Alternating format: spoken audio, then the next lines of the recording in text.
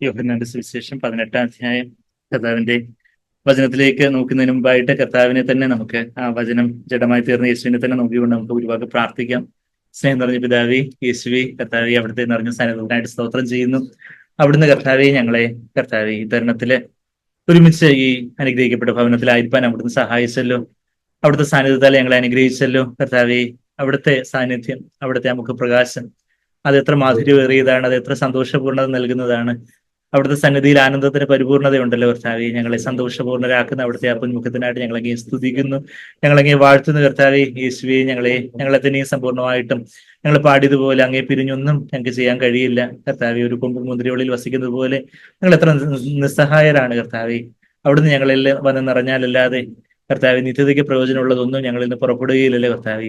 നിത്യജീവന മൊഴികൾ അങ്ങയുടെ പക്കൽ മാത്രമേ ഉള്ളൂ കർത്താവ്. അവിടുത്തെ വചനം മാത്രമാണ് ആത്മാവും ജീവനുമായിട്ടുള്ളത് കർത്താവെ. ആ വചനങ്ങളെ തന്നെ പരിശുദ്ധാത്മാവിനാല് കർത്താവെ അവിടുന്ന് കേൾപ്പിക്കണമേ. അവിടുന്ന് കർത്താവെ ആ 1-ാം നൂറ്റാണ്ടില് കർത്താവെ 3.5 വർഷക്കാലം കർത്താവെ അവിടുന്ന് ശിഷ്യന്മാരോട് സംസാരിച്ചപ്പോൾ അവിടുന്ന് എത്ര ഹൃദ്യമായിട്ട് കർത്താവെ അവരോട് തിരുവായും പൊഴിഞ്ഞ് സംസാരിച്ചു കർത്താവെ. ഇന്നും ഇന്നും എന്നും ഇന്നലെയും ഇന്നും എന്നും അവിടുന്ന് അനന്യനായതുകൊണ്ട് ഞങ്ങളെങ്കിൽ സ്തുതിക്കുന്നു. അവിടത്തേക്ക് ഇന്നും ഞങ്ങളിലൂടെ കർത്താവെ പരിശുദ്ധാത്മാവിന്റെ നിറവില് കർത്താവെ അതേ പരിശുദ്ധാത്മാവിനാല് ഇന്ന് ഞങ്ങളുടെ ഹൃദയങ്ങളെ അവിടുത്തെ സ്നേഹത്താല് എരിയുമാറാക്കുവാന്, അവിടുത്തെ സ്നേഹത്താൽ നിറയ്ക്കുവാന്, അവിടുത്തെ മുഖപ്രകാശത്തെ കാണിച്ചു തരുവാൻ കർത്താവ് ഞങ്ങൾക്ക് ഇന്നും കർത്താവെ അവിടത്തേക്ക് കർത്താവെ കഴിയുന്നു എന്ന് ഞങ്ങൾ വിശ്വസിക്കുന്നു. ഞങ്ങൾ അങ്ങേ ചാരുന്നു കർത്താവെ. അവിടുന്ന് തന്നെ ഞങ്ങളോട് സംസാരിക്കണം. എല്ലാത്തിലും അവിടുത്തെ പുണ്യനാമത്തെ മഹത്വപ്പെടുത്തണം.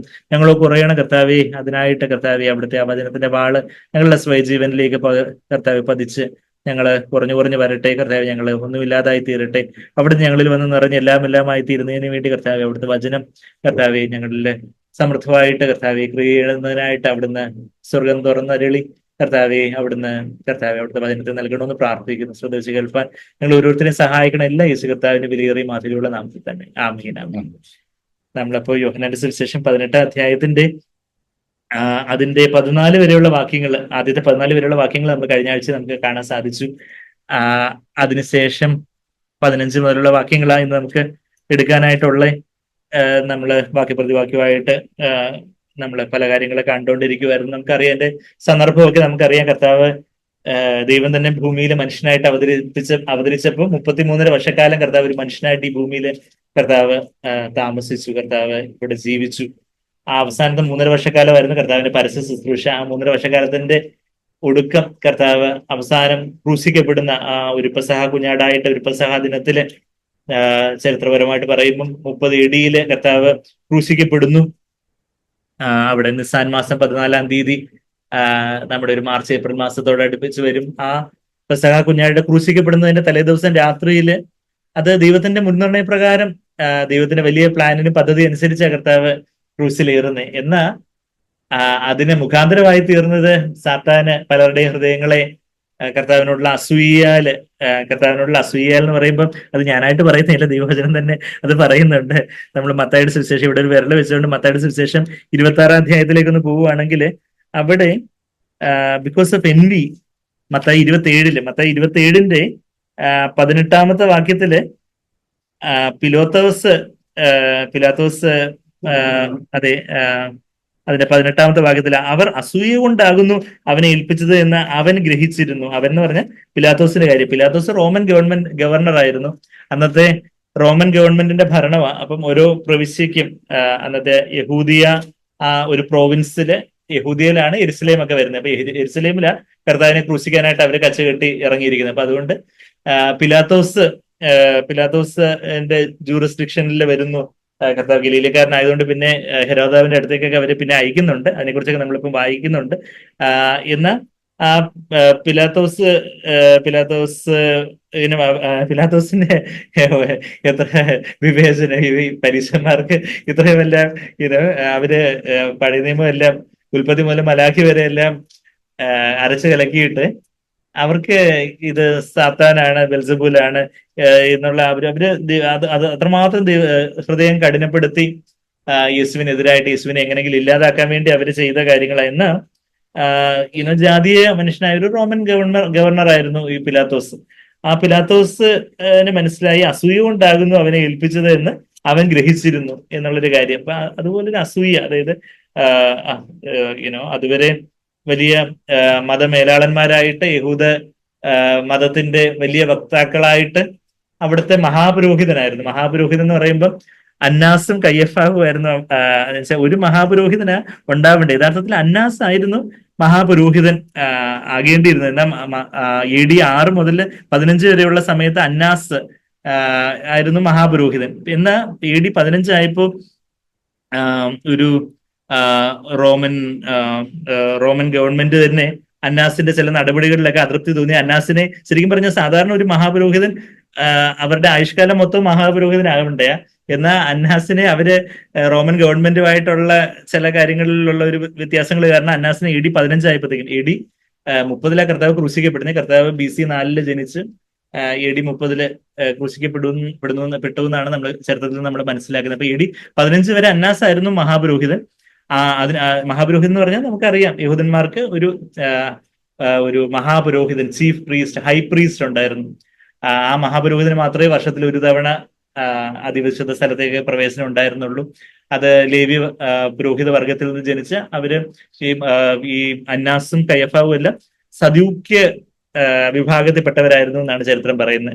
പരീശന്മാരും ഉണ്ടായിരുന്നു, സദൂക്യരും ഉണ്ടായിരുന്നു. എന്നാൽ സദൂക്യരുടെ വിഭാഗത്തിലുള്ളവരായിരുന്നു ഈ അന്നാസും കയ്യഫാവും ഒക്കെ. അപ്പം AD 15 വരെയൊക്കെ അന്നാസ് ഇതായിരുന്നു, മഹാപുരോഹിതനായിരുന്നു. അതിനുശേഷം പിന്നെ വേറെ പലരെയൊക്കെ മഹാപുരോഹിതനാക്കി. AD 18 മുതലാണ് ഈ അന്നാസിന്റെ തന്നെ മരുമകനായിട്ടുള്ള കയ്യഫാവിനെ നമ്മളത് 13-ാമത്തെ വാക്യത്തിൽ വായിക്കുന്നുണ്ട്. ഈ 18-ന്റെ 13-ാമത്തെ വാക്യത്തില് അവൻ ആ സംവത്സരത്തെ മഹാപുരോഹിതനായ കയ്യഫാവിന്റെ അമ്മായിയപ്പനായിരുന്നു. അപ്പം കയ്യഫാവ് ആയിരുന്നു ആക്ടിങ് ആയിട്ട് അവിടെ father in law son in law, അതായത് അന്നാസിന്റെ മരുമകനായിരുന്നു കയ്യഫാവാണ് ആ വർഷം മഹാപുരോഹിതനായിരുന്നു. AD 18 മുതൽ കർത്താവിനെ ക്രൂശിക്കുന്നത് AD 30. അതും കഴിഞ്ഞ് പിന്നെ ഒരു 6 വർഷക്കാലം കൂടെ പിടിച്ചു നിന്നു ഈ കയ്യഫാവ്. 36 ആയപ്പോഴത്തേക്കും കയ്യഫാവിനെ പിന്നെ വേറെ റോമൻ ഗവൺമെന്റിലെ തന്നെ പല ഇഷ്യൂസ് ഒക്കെ ആയിട്ട് കയ്യഫാവ് പിന്നെ മഹാപുരോഹിത സ്ഥാനം മാറേണ്ടി വന്നതായിട്ടും, പിന്നെ കയ്യഫാവിന്റെ മരണത്തെക്കുറിച്ച്, കയ്യഫാവും അന്നാസും ഒക്കെ ആയിരുന്നു.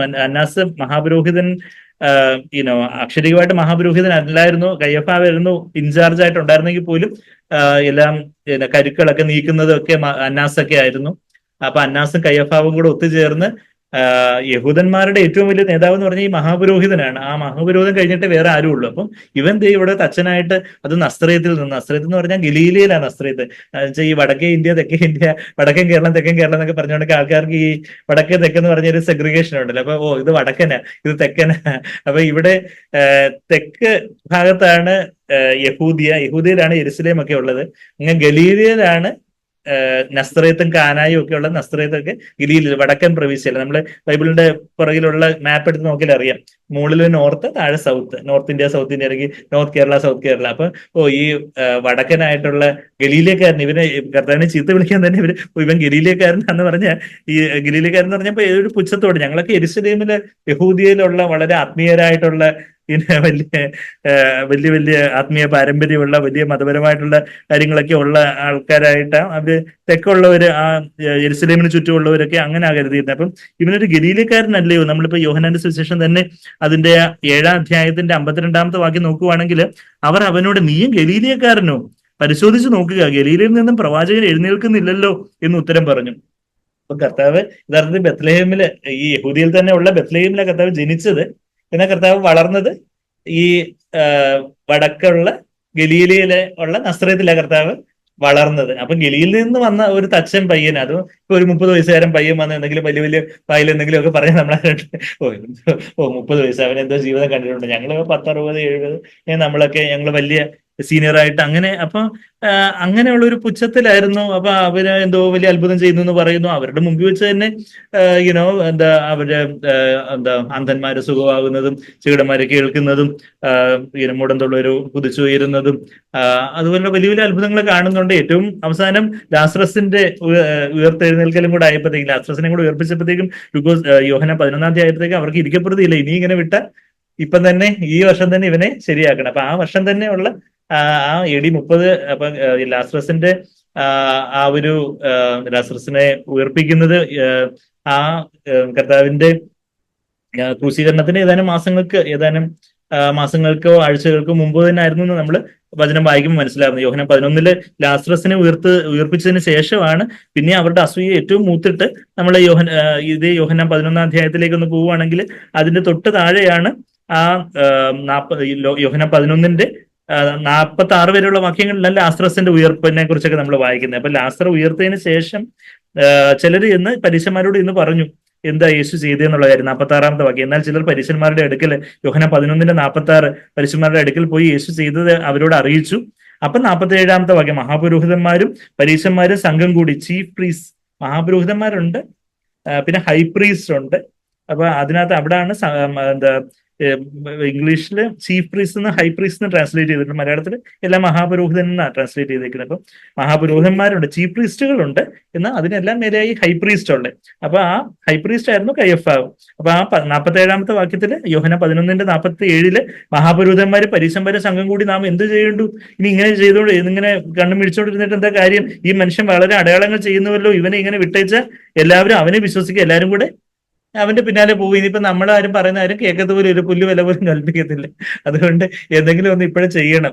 അത് പാസ്ഓവറിന് ഇവൻ യെരുസലേമിൽ വരുത്തില്ലേ, അപ്പം തന്നെ ഇവന്റെ കഥ കഴിക്കണം. അപ്പൊ ഈ പെസഹ ആവുമ്പോഴത്തേക്കും പെസഹ ആവുമ്പോഴത്തേക്കും ഭക്തരായ യഹൂദന്മാരെല്ലാം യെരുസലേമിലേക്ക് വരും. അപ്പൊ എന്തായാലും ഇവനും വരും. അതാ നമ്മൾ അതിന്റെ താഴെ 56-ാമത്തെ വാക്യത്തില് അവർ യേശുവിനെ അന്വേഷിച്ച് ദേവാലയത്തിൽ നിന്നുകൊണ്ട് എന്തു തോന്നുന്നു, അവൻ പെരുന്നാൾക്ക്, അതായത് പാസ് ഓവർ പെരുന്നാൾക്ക് വരികയില്ലയോ എന്ന് തമ്മിൽ പറഞ്ഞു. അതാ നമ്മൾ വായിക്കുന്നത്. What do you think that he will not come to the feast at all. ഈ അവിടെ പെസഹ എന്നുള്ള കാര്യം അതിന്റെ തൊട്ട് മുമ്പ് 55-ാമത്തെ വാക്യത്തിൽ പറയുന്നുണ്ട്. യഹൂദന്മാരുടെ പെസഹ അടുത്തിരിക്കുകയാൽ പലരും തങ്ങൾക്ക് ശുദ്ധി വരുത്തുവാൻ പെസഹയ്ക്ക് മുമ്പേ നാട്ടിൽ നിന്ന് യെരുസലേമിലേക്ക് പോയി.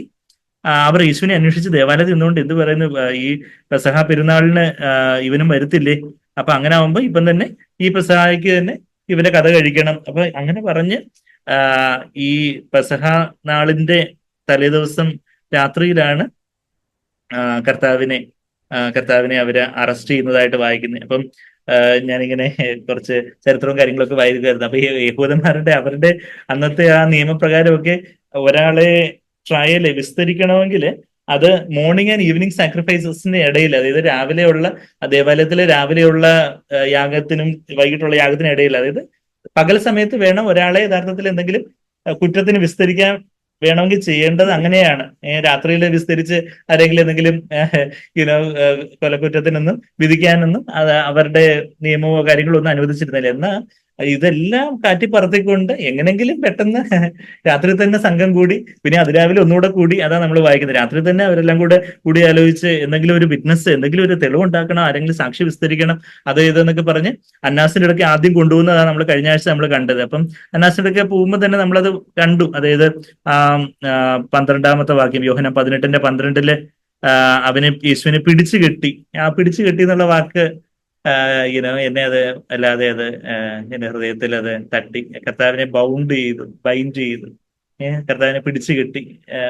എന്താ കർത്താവ് അത് കഴിഞ്ഞിട്ട് പിന്നീട് ഈ അന്നാസ് എങ്ങനെ കയ്യഫാന്റെ അവിടത്തേക്ക് അയക്കുന്ന 24-ാമത്തെ വാക്യത്തിൽ നമ്മൾ വായിക്കുന്നുണ്ട്. ഹന്നാവ് അവനെ കെട്ടപ്പെട്ടവനായി മഹാപുരോഹിതനായ കയ്യഫാവിന്റെ അടുക്കൽ അയച്ചു. നമ്മൾ കഴിഞ്ഞ ആഴ്ച അത് കണ്ടു. ആ ഒരു കർത്താവ് നമുക്ക് വേണ്ടി ആ കെട്ടപ്പെട്ടവനായ നമുക്കായിട്ട് കർത്താവ് ബന്ധനസ്ഥനാവാനായിട്ട് കർത്താവ് തന്നെ ഏൽപ്പിച്ചു കൊടുത്തു. നമുക്ക് സ്വാതന്ത്ര്യം വരുത്താനായിട്ട് കർത്താവ് ആ ബന്ധനത്തിനായിട്ട് തന്നെ ഏൽപ്പിച്ചു കൊടുത്തു. നമുക്ക് നിത്യജീവൻ ലഭിക്കാനായിട്ട് കർത്താവ് മരണത്തിനായിട്ട് തന്നെ ഏൽപ്പിച്ചു കൊടുത്തു. നമുക്ക് നിത്യമായിട്ടുള്ള സ്വർഗരാജ്യം ലഭിക്കാനായിട്ട് കർത്താവ് തന്നെ നരകാഗ്നിക്കായിട്ട് ദൈവത്തിന്റെ കോപത്തിനായിട്ട് ഏൽപ്പിച്ചു കൊടുത്തു.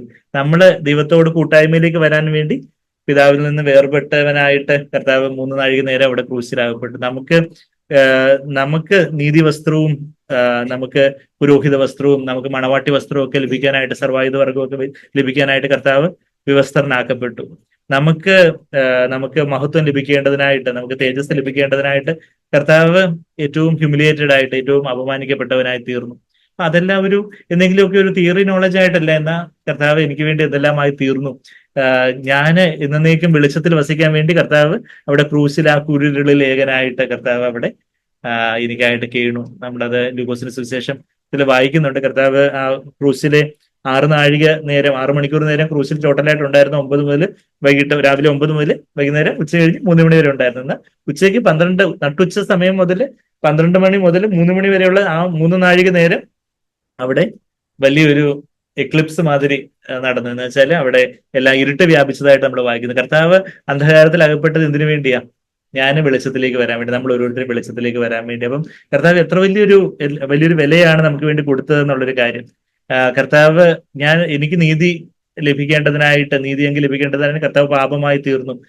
2 കൊരിന്ത്യർ 5:20 നമ്മളത് വായിക്കുന്നുണ്ട്. അങ്ങനെ ആ ഒരു വലിയൊരു എക്സ്ചേഞ്ച് കർത്താവ്, നമ്മളും ജീവന്റെ കിരീടം നമുക്ക് ലഭിക്കേണ്ടതിനായിട്ട് കർത്താവ് മുൾക്കിരീടം കർത്താവ് ഏറ്റുവാങ്ങി. നമ്മള് സൗഖ്യമാക്കേണ്ടതിനായിട്ട് കർത്താവ് മുറിവേറ്റവനായിട്ട് അടിപ്പിണറുകളെല്ലാം കർത്താവ് ഏറ്റു. അങ്ങനെ വലിയൊരു എക്സ്ചേഞ്ച്, വലിയൊരു നമുക്ക് ചിന്തിക്കുന്നതിലും ആഴത്തിലുള്ള, നമ്മൾ നിത്യതയോളം കർത്താവിനെ നോക്കിക്കൊണ്ടിരുന്നാലും നമുക്ക് മനസ്സിലാകുന്നതിൽ അധികം ആഴത്തിലുള്ള ഒരു സ്നേഹം അവിടെ കർത്താവ്, ആ ക്രൂശിലെ ആ സ്നേഹം, ദൈവം നമ്മളെ സ്നേഹിക്കുന്നു. അത് എങ്ങനെ ആ സ്നേഹം പ്രകടിപ്പിച്ചതെന്ന് നമ്മളത് റോമർ 5:8 നമ്മൾ പലപ്പോഴും വായിച്ചിട്ടുള്ള വാക്യം എന്താ പറയുന്നത്? റോമർ 5:8 വാക്യത്തില്, ക്രിസ്തുവോ നാം പാപികളായിരിക്കുമ്പോൾ നമുക്ക് തന്നെ, അതിന്റെ 8 വാക്യം, പാപികളായിരിക്കുമ്പോൾ തന്നെ നമുക്ക് വേണ്ടി മരിക്കുക ദൈവം തനിക്ക് നമ്മോടുള്ള സ്നേഹത്തെ പ്രദർശിപ്പിക്കുന്നു. റോമർ 5:8 വാക്യം. അപ്പൊ ആ ഒരു Christ died for us while we were yet sinners. God demonstrates his love towards us in that while we were yet sinners, Christ died for us. ഞാൻ പാപിയായിരിക്കുമ്പോൾ തന്നെ എനിക്ക് വേണ്ടി മരിച്ച ഒരു കർത്താവ്. അതൊരു ഫ്രഷ് റെവലേഷൻ ആയിട്ട് നമ്മൾ എന്നോ കേട്ട് പഴകിയ, ഇന്ന് ഒരേ സൺഡേ സ്കൂൾ മുതൽ കേൾക്കുന്ന യേശു നമുക്കായിട്ട് മരിച്ചു. ഇന്ന് നമുക്കതൊരു പഴങ്കഥയായിട്ടായി തീർന്നിട്ടുണ്ടെങ്കിൽ അയ്യോ നമുക്ക് കഷ്ടം. എന്നാൽ നമ്മള് സാഗ്വേർക്ക് പറയുന്ന പോലെ കർത്താവ് ഓരോ പ്രാവശ്യവും അത് പറയുമ്പോഴും അത് കേൾക്കുമ്പോഴും, അത് ആദ്യമായിട്ട് ഞാനത് കേൾക്കുമ്പോൾ ഉള്ള കർത്താവെ ആ ഒരു ആവേശത്തോടെ അത് കേൾപ്പാനും പറയുവാനും പരിശുദ്ധാത്മാവ് എന്നെ സഹായിക്കണമെന്നിങ്ങനെ സാഗ്വേർ പറയുന്നത് കേട്ടിട്ടുണ്ട്. എന്നുവെച്ചാൽ അത് പരിശുദ്ധാത്മാവിനെ നമുക്കത് ഫ്രഷ് ആക്കി തരാനൊക്കെ. കർത്താവ് എനിക്ക് വേണ്ടി ജീവൻ വെടിഞ്ഞത് കർത്താവിന് വലിയൊരു പ്രദർശനം, ദൈവത്തിന്റെ വലിയൊരു സ്നേഹത്തിന്റെ പ്രദർശനമാണ് നമ്മളത് വായിച്ചത്. God demonstrates his own love.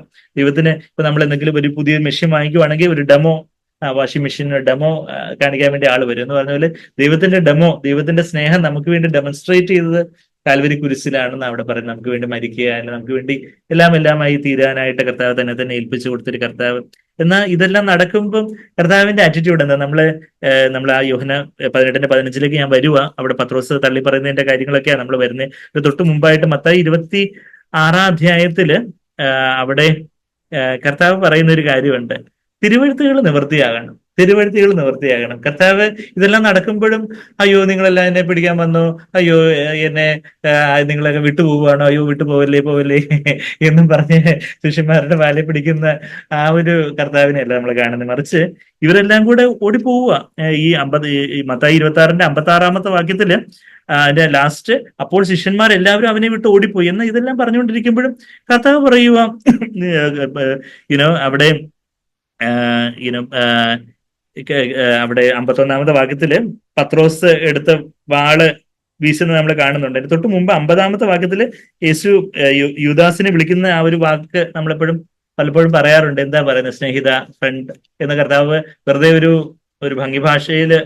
ഭംഗിയായിട്ട് പറയുമല്ല, മറിച്ച് കർത്താവിന്റെ ഹൃദയത്തിന്റെ ആഴത്തിൽ നിന്ന് കർത്താവ് സ്നേഹിത, ഞാൻ നിന്നെ സ്നേഹിക്കുന്നു യൂദാസിനോടാ പറയുന്നത്. യേശു അവനോട് മത്തായി 26:50, ഇന്ന് നമുക്കെതിരായിട്ട് ആരെങ്കിലും എന്തെങ്കിലും ഒന്ന് പറഞ്ഞു, എന്തെങ്കിലും ഒന്ന് ചെയ്തു, എന്തെങ്കിലും നമുക്കെതിരായിട്ട് ആരെങ്കിലും എന്തെങ്കിലും നമുക്കൊരു ഇതൊന്നെങ്കിൽ നമുക്ക് ക്ഷമിക്കാൻ, നമുക്ക് അവര് എന്നാലും എന്നെക്കുറിച്ച് അങ്ങനെ പറഞ്ഞു, എന്നെക്കുറിച്ച് ഇങ്ങനെ ചെയ്തു, എന്റെ മക്കളെ കുറിച്ച് ഇങ്ങനെ പറഞ്ഞു, നമുക്ക് പലരെ കുറിച്ചൊക്കെ ക്ഷമിക്കാനും ഒക്കെ ഭയങ്കര പാടായിരുന്നു. അതിന്റെ കാരണം എന്ന് വെച്ചാൽ നമ്മൾ യേശുവിന്റെ സ്നേഹത്തെ അറിഞ്ഞിട്ടില്ല.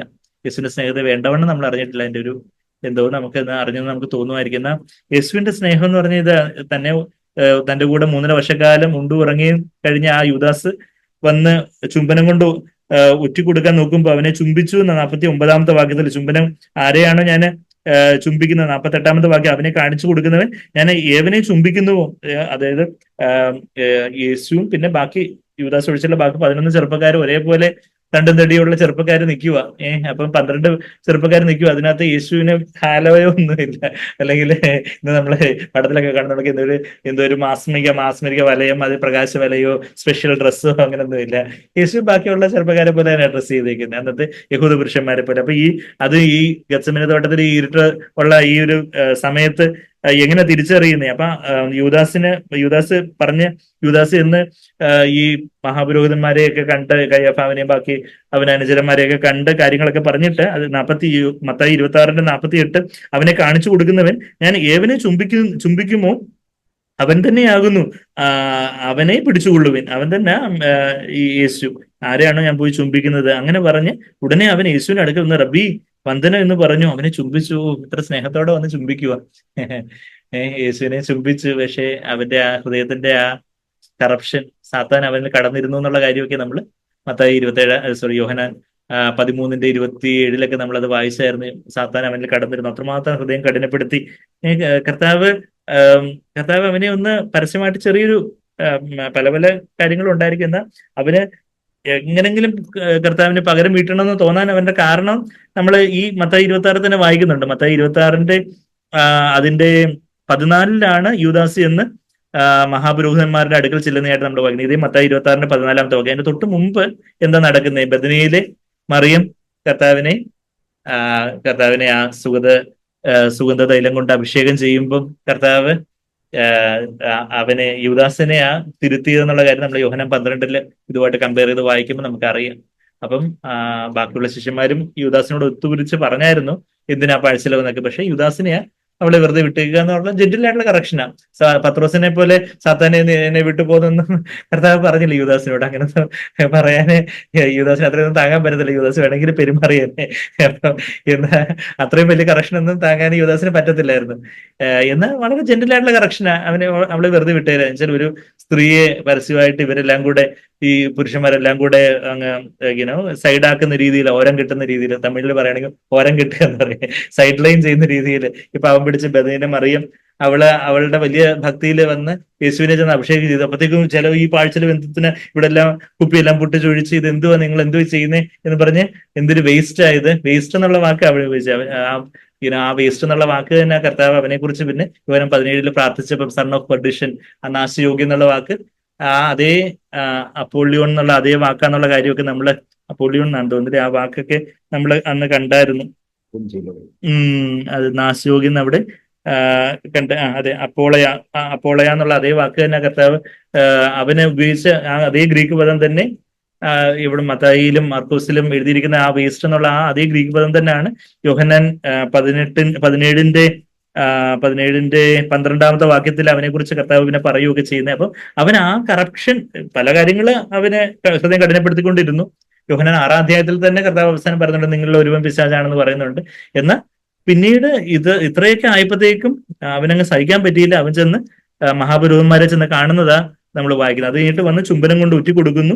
അപ്പോഴും കർത്താവ് സ്നേഹിത, ചുംബിക്കുമ്പോഴും ഉറ്റി കൊടുക്കാനാന്നുള്ള കാര്യം അറിയാം. എങ്കിലും കർത്താവ് അവനോടൊരു കയ്പ്. ഇപ്പൊ നമ്മളോട് അതുപോലെ ഒരാള് വലിയ വിരോധമായിട്ടൊക്കെ വന്ന് എന്തെങ്കിലും കാപട്യത്തോടെ എന്തെങ്കിലുമൊക്കെ ചെയ്യുമ്പം നിങ്ങൾക്ക് ആണോ ഇല്ലേ, എന്താ ഇങ്ങനെയൊക്കെയാണോ പെരുമാറുന്നത് എന്നുള്ള രീതിയിലുള്ള ഒരു ചോദ്യമല്ല കർത്താവ് ചോദിച്ചത്. കർത്താവ് ഒരു സ്നേഹിത നീ വന്ന കാര്യം എന്ത്?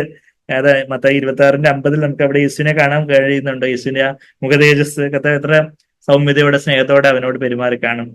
ഇവൻ ജനിക്കാതിരുന്നെങ്കിൽ എത്ര നന്നായിരുന്നു എന്ന് കർത്താവിനെ കുറിച്ച് പറയുന്നുണ്ടെന്ന് വെച്ചാൽ അത്ര വലിയൊരു ശിക്ഷാവിധി ആയിരിക്കും ഇവന് കിട്ടാൻ പോകുന്നേ എന്നുള്ള ഒരു വലിയൊരു മനസ്സിന് വലിയൊരു ഹൃദയഭാരത്തോടെ അവനെ കുറിച്ച് പറഞ്ഞു. സ്നേഹിത നീ വന്ന കാര്യം എന്ത് എന്ന് പറഞ്ഞപ്പോൾ അവർ അടുത്ത് യേശുവിന്മേൽ കൈവച്ച് അവനെ പിടിച്ചു. അപ്പോഴത്തേക്കും ആണ് പത്രോസ് എന്ന് അവിടെ പറയുന്നില്ല, എന്നാൽ പത്രോസ് ആണെന്നുള്ള കാര്യം നമ്മൾ യോഹന്നാൻ 18 വായിച്ചു. പത്രോസ് അപ്പോഴാണ് ഈ എന്താണ് പറയുന്നത് മഹാപുരോഹിതന്റെ സേവകന്റെ ചെവി വെട്ടുന്നത്. അപ്പം അത് ആരെ ഓങ്ങിയതായിരിക്കാമെന്ന് ചോദിച്ചാൽ യോദാസിനെ തന്നെ ഓങ്ങിയതായിരിക്കാമെന്ന് പറയുന്നതിന് വേറൊരു കാരണം കൊണ്ട് നമുക്കിവിടെ യോഹന്നാൻ 18 ഒരു വിരലുണ്ട്, മത്തായി 26 ഒരു വിരലുണ്ട്, ലൂക്കോസ് 22 കൂടെ ഒന്ന് നോക്കിയാൽ അത് യൂദാസിനെ തന്നെ യൂദാസിനെ തന്നെ ഓങ്ങിയതാണെന്നുള്ളൊരു കാര്യത്തിൽ കുറച്ചുകൂടി ഒരു കാര്യം നമ്മൾ അവിടെ നമ്മളത് വായിക്കുന്നുണ്ട്. 49 ലൂക്കോസ് 22:49 സംഭവിക്കാൻ പോകുന്നത് അവന്റെ കൂടെയുള്ളവർ കണ്ടു. കർത്താവെ ഞങ്ങൾ വാൾ കൊണ്ട് വെട്ടണമോ എന്ന് ചോദിച്ചു. അതിന്റെ തൊട്ട് മുമ്പ് യൂദാസിനോട് കർത്താവ് സംസാരിക്കുക 48 ലൂക്കോസ് 22:48 യേശു അവനോട് യൂദയെ മനുഷ്യപുത്രനെ ചുംബനം കൊണ്ടോ കാണിച്ചു കൊടുക്കുന്നത് എന്ന് പറഞ്ഞു. അപ്പം ശിഷ്യന്മാര് ചോദിക്കുക, ഞങ്ങൾ വാളുകൊണ്ട് വെട്ടണമോ എന്ന് ചോദിക്കുമ്പോൾ ആരെ വെട്ടണമെന്ന്? യൂദയെ വെട്ടണമെന്ന്.